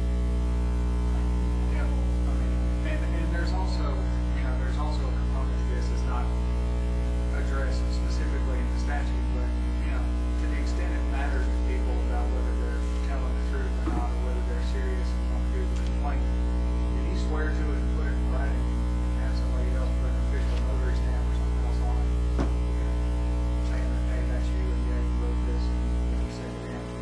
And that's sort of an indication of, at least the person. I'm serious. I'm serious and I want to go forward. Now, the reason I was talking about what Donna had said, it may be that this, badly disabled lady who lives up in the hill or something, she might have a valid complaint. If she does, and, her, what she sends, documents. However, she says it happened, that looks like it could be something that, in those very limited circumstances, maybe trying to put it in under the board shall on its own motion, but 99.9 repeating to infinity times out of 100, go with the sworn statement because it's the way it's supposed to go. But you were asking. What about if Donna, if she gets a complaint here that's not sworn to, is that you write them back and tell them that the board accepts sworn statements, and if you're unable to provide a sworn statement, please submit in writing the reason why. Yeah. 10 or 12 days before we get the complaint opened, and if it's, I'll do that. No, I of course. understand. Is there circumstance egregious? It depends. I mean, it could be. I mean, then if I get a phone call of something that I feel like and discuss with Chris is a matter that needs urgent attention, needs an investigator to go look at right now, I mean, I have to wait then. I can't just open a complaint on my own because would I have to get it notarized if I decided to open a complaint, Chris? My signature? As corny as this sounds, I think that's not part of it. Like, you'll write it up and have matters, but nobody's But it's still quicker though. Well, it's hearsay, but it's still credible information, and I feel like it's credible to send an investigator. I think it should be opened and worked on. Well, that's enough to get the ball rolling, but, down the road, if it turns out to be hearsay and it's not admissible, can't be corroborated by independent means with admissible evidence of some kind, whether it's live testimony or documents, it's not going to matter anyway. But one way around, Donna feels something should be open. Could you not do an affidavit and say, based on what I heard and here's what I have, I received a phone call. I received a letter from such and such, and have that notarized, I could. and then you kick it off and then have the person do it, through the investigation. Cut me an end around. Yeah, you could write a letter. I got a letter from New Orleans, Tennessee. She couldn't get a notary, and I know She's in that. She's in I that. disabled whenever notarized. Then that could be opened up because of what she was. And attach that letter to your letter, you will. They notarize it. Notarized. Well, have somebody in your office. Have your signature notarized. There's notaries all over the school. It's But the then, only program I know that requires any complaint to be notarized. Every complaint to be notarized. And I just, Well, if we don't require one of them, we've got to not require any of them. Is it in the law? he just read the law. It says may. no, the board, it says the board may upon its own motion or shall upon the sworn complaint. Which says, you get a sworn complaint, you gotta go forward. Now, you get a complaint that's not sworn, then I think there's grounds to say, hey, get it sworn. Or there's grounds to say, we can proceed with it Yeah. on our own and motion. that actually lets us out of if we do it on one, because we may do it if we want, but we don't have to. Because may is But if permissive it's language. notary, we have to. But you were asking for them to authorize you to use your discretion to decide. Yes, otherwise it's 2 months later after the fact of bringing it in here for y'all to authorize. If we have the authority, and I think if we have the authority to give you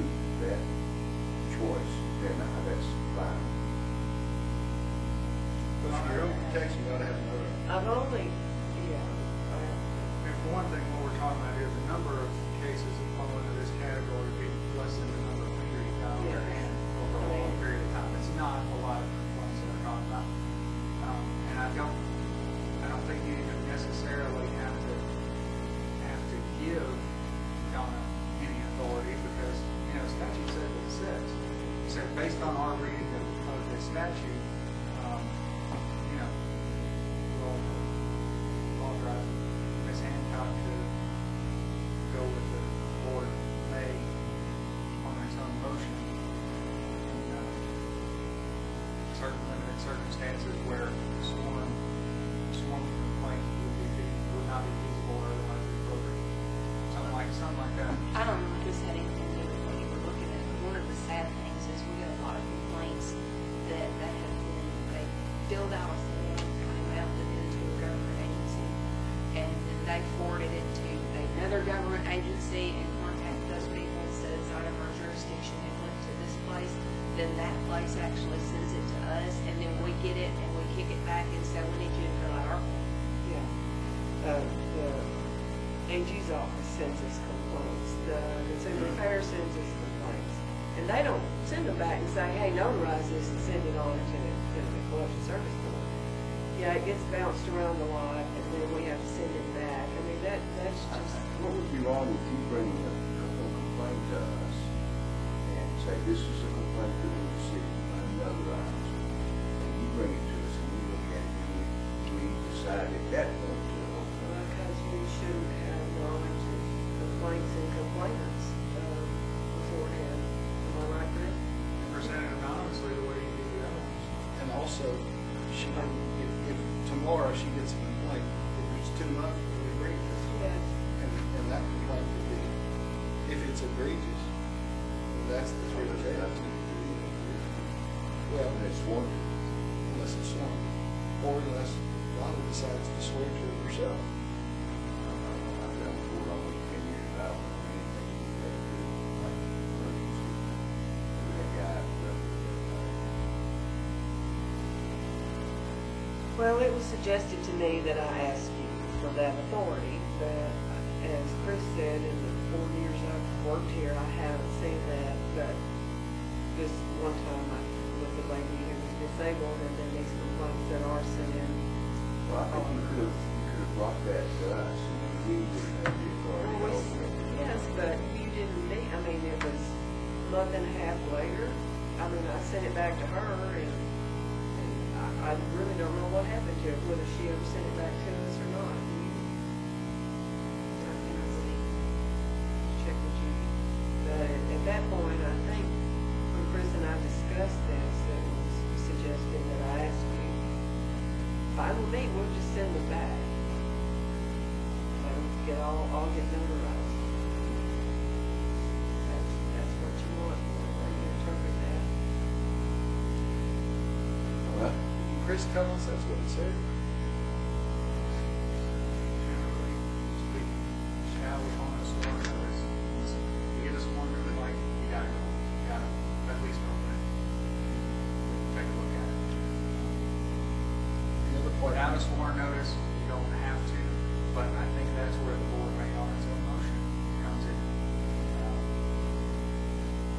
well, that's what I was thinking about. If it comes in not notarized, bring it to the board at our next meeting, and we will open the complaint.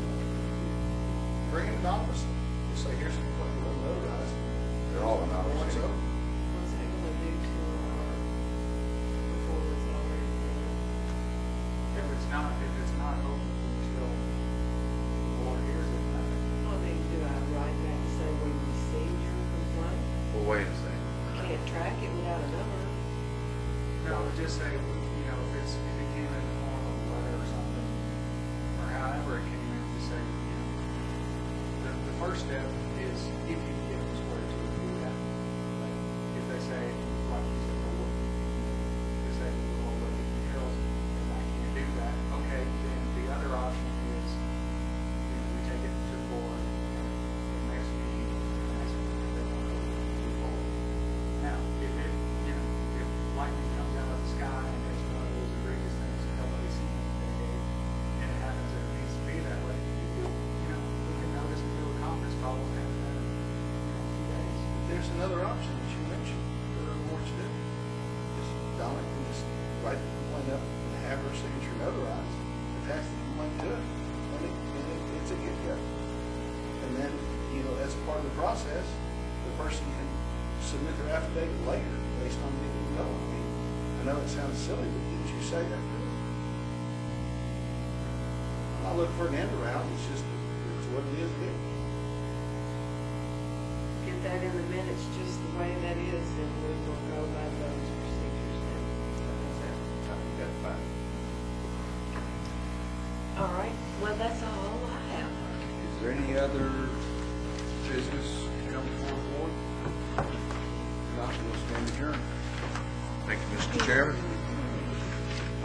Yeah, I think that, if you ask her. My